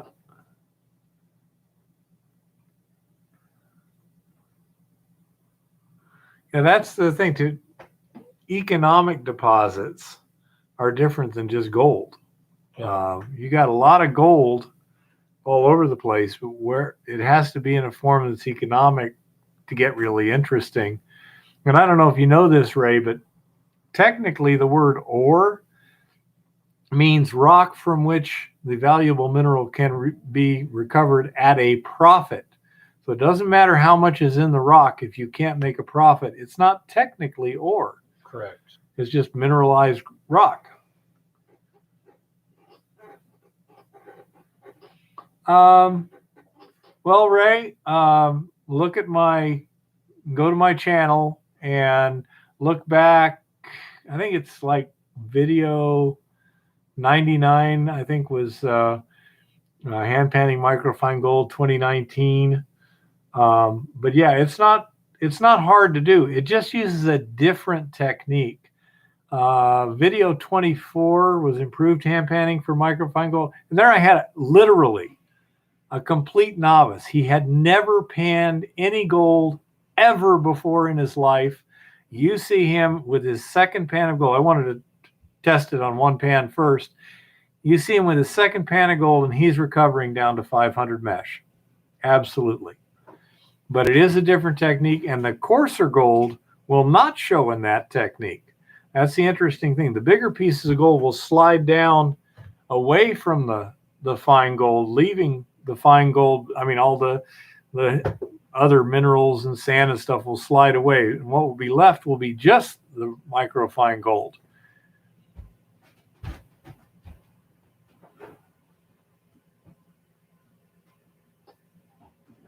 No, I've never heard that one, Jeff. Never saw that one. It's the swishing part that doesn't work too well on the microfine gold. Yeah, the tapping is the key.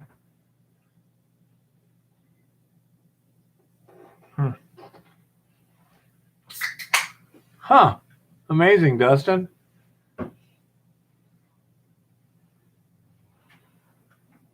I presume it's claimed. If it wasn't, Yeah. I think you should claim it Yeah, no kidding. if it's claimable, but I presume it's not. And are you sure it's gold and not chalcopyrite? Yeah, that'd be my worry. Yeah, because chalcopyrite's a lot more common in terms of chunks of visible stuff. Visible chunks. It does look yellow. It's the only mineral I've seen that I could easily mistake for gold in terms of color. Yeah, as far as a quick look, yeah, you could very Depends well. on what kind it is, but yeah. The thing is when you have chalcopyrite in a large enough chunk, you can just take a knife and like try and cut it, and chalcopyrite just breaks up into little Shatter. Yeah. pieces, and you'll leave like fragments behind, whereas gold will gouge. Like if you're trying to Just like take a lead. knife to a lead sinker. Right. Yep. Yep. Gold is soft. Yep.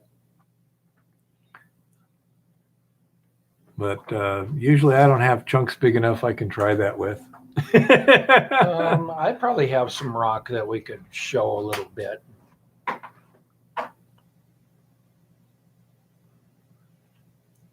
I have a question.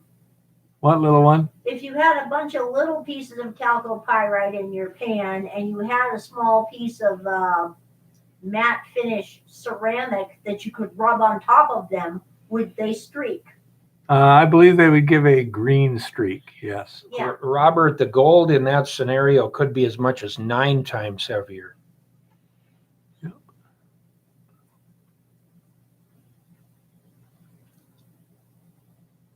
very heavy silverish colored mineral in every pan.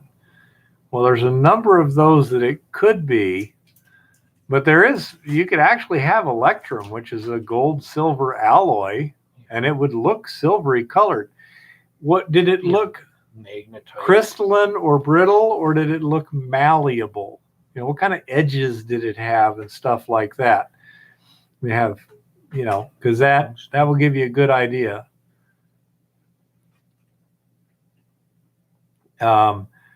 Because there's all kinds of silvery colored minerals, mostly sulfides. They're mostly valuable. Galena. That's what I'd go with Chris there though. Scheelite or tungsten would be a Silvery? really, yeah. Oh yeah. I've never seen silvery. It can almost scheelite. look like a crappy aluminum or pot metal. Remember the old pot metal when you'd break stuff? Yeah. It can look like Galena Galena would be a possibility too. Yeah, you can also have tin. Yep. There's a number of things it tin could placer. be. You can even have, native silver, but yeah. Yeah. But I would take a look, and what you're looking for is, does it look brittle or does it look malleable? Yeah. Do you see crystalline? Check your email. Let me know what you think. I try and avoid thinking as much as possible. It hurts.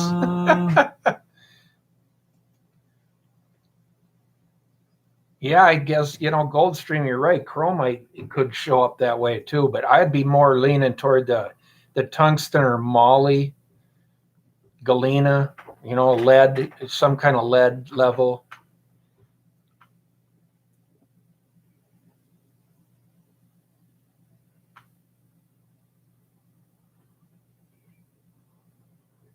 This other computer is a lot slower, Tricky.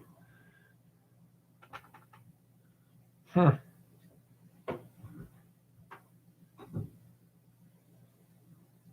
grayish. That's. I like Tricky Dick as a name.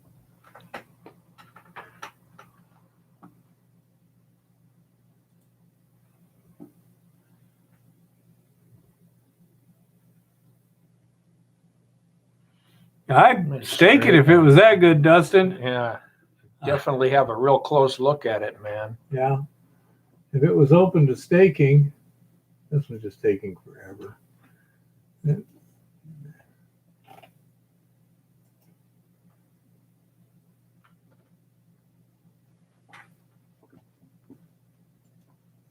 see. Richard, I'm not seeing a new one.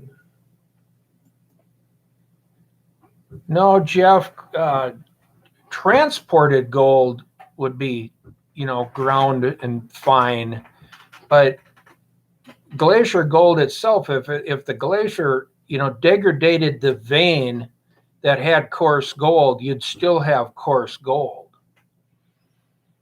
Okay. Might make that cornflake gold too. Yeah, Well, Ray. yeah, you'd get the breakup of the vein. It just depends on the source. If it's that fine, of course, it's really hard to see what's going on. One thing you could do is take some of it and roast it. Put it like in a spoon and heat the spoon with a torch from underneath and see what happens to it. What does it do? Because most sulfides will tend to break down, but And you'll smell them. yeah, you don't want to smell them. Right. But you don't want to if the wind blows. Good from point, Chris. You could be in a telluride group of metals too. Yeah. That's a whole different character there.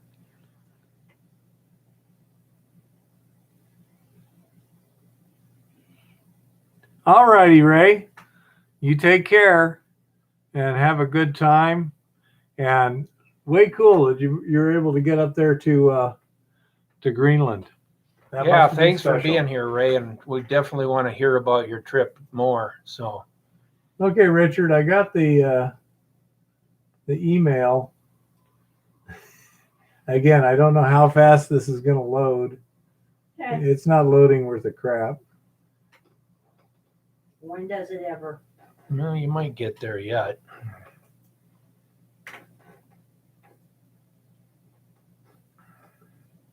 I don't know, man. Not this computer. It's on Wi-Fi. Well, yeah, gold stream. Yeah, the farther the gold travels, the more it gives up the copper or silver that was in with it as a matrix in the gold. So yeah, the purity or fineness of the gold will increase for quality. Yeah, it does, Roberts. Shows it a little bit, but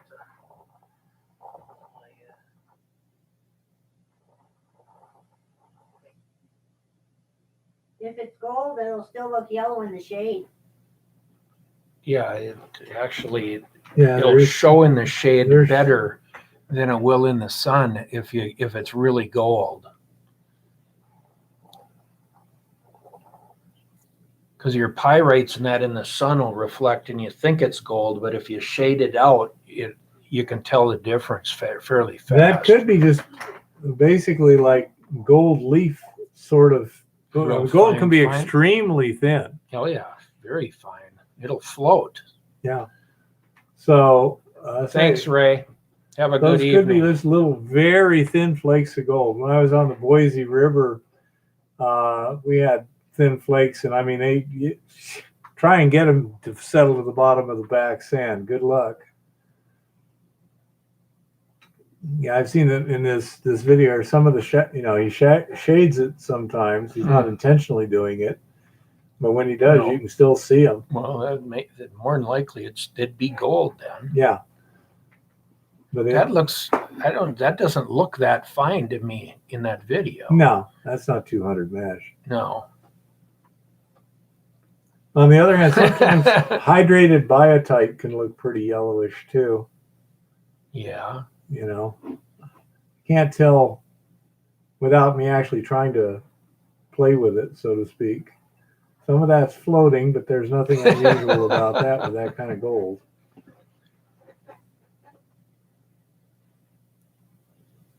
Oh yeah. Yeah, your pyrites can definitely carry gold.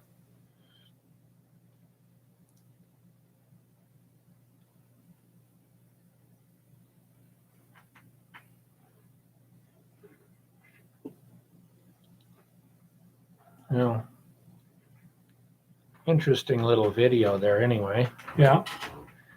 Definitely flaky and floaty, but I Yeah. can't tell No, it's hard to for sure. Yep.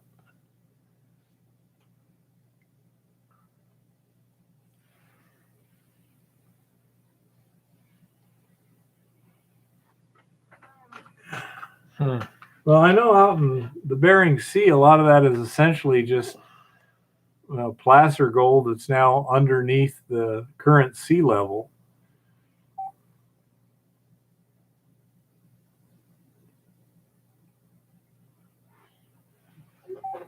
Yeah, Argonaut, I do that a lot, is just put some shade over your gold pan a little bit or whatever.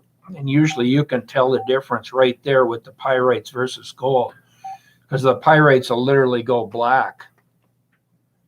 So it's a quick way of identifying, is it pyrites or is it gold? I've never had to use a blowtorch on gold. I've used a torch on I've some other stuff that smelted turned out gold. not to be I've gold. Smelted gold with Yeah. it, and I've roasted some pyrites that way.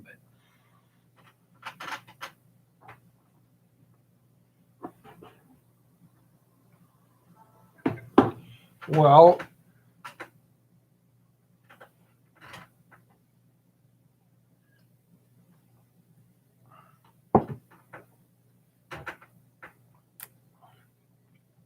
Actually, I haven't made a button yet. I've either recovered the gold in its original form and kept it, or like currently right now, we're making things happen, but we haven't got to the point where we have a button smelt yet. it, but you will. You're getting there. Yeah, You're closing in on it. So, that's the idea. well, guys, any other questions? We've got 4 hours here in a minute. He'll have a button before Christmas. Hopefully. It should. Yeah. Yeah. If the weather holds up a little bit. Yeah.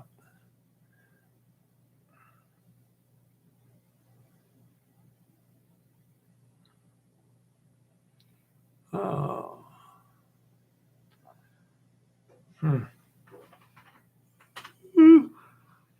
Okay.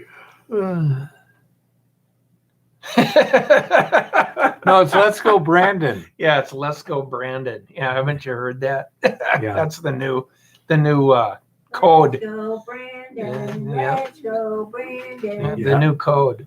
I like it when they call up, to page Let's Go Brandon. Yeah, that's hilarious. Let's go, Brandon.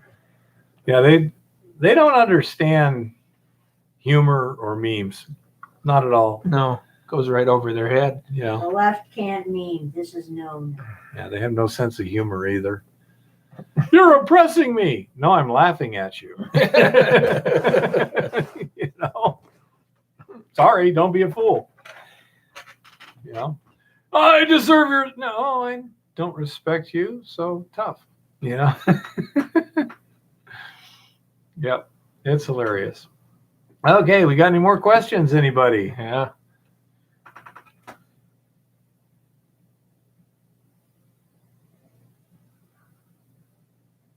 Okay, Dustin, I'll look at them in the morning. I'm starting to get tired here, and we need to get to I bed. have a question. Okay. When are you two yo-yos going to take me to get some crystals somewhere? Probably springtime, because I'm just racing the winter right now. Well, Robert, thanks for I got that. to try and get out there and help Jimmy stake that claim too. Yeah. Thanks for that maple syrup the first time. As a matter of fact, I just used the last of that on, I did a big batch of bacon. Cut up a big sow belly and did up some bacon. I like bacon. Yes, Jeff, winter is coming. Yeah, we know that. It got kind of white here this morning, Jeff. You missed that Florida. You don't get that Yeah, anymore. pretty much, Patrick. I'll go with that. Guilty as charged.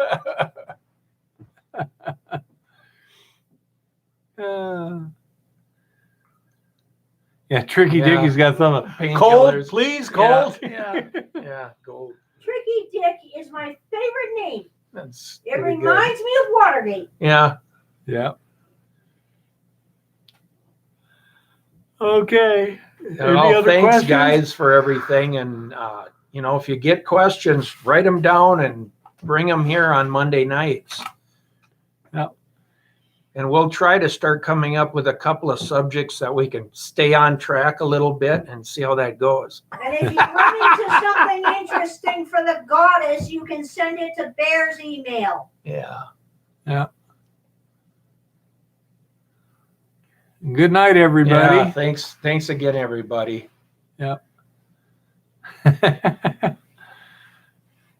I don't know. My body is seemingly cranking out the heat a lot better up here than it was in Tucson. Yeah, I know. Yeah, We'll- that's we'll right. work on them That's videos. right. It's Exactly. been a little strange year for me too here. Well, I hope I get some fun ones. The timbering and ladder track and mining, those should be pretty fun. Well, I'd even come and help. film Argonaut some of says, that, "Thanks, help you." guys and goddess." Truth Seeker likes the jokes. You're welcome. And Bear, Jim said he'd come along to help you with that. Yeah, mining. timbering. Yeah. I'd help you with some of that. Just to, Okay, then we could film probably some good stuff. Kind of talk about it. sure. Okay, I'll give her a hug, Chris. All righty. Thanks, Chris. Good night, everybody.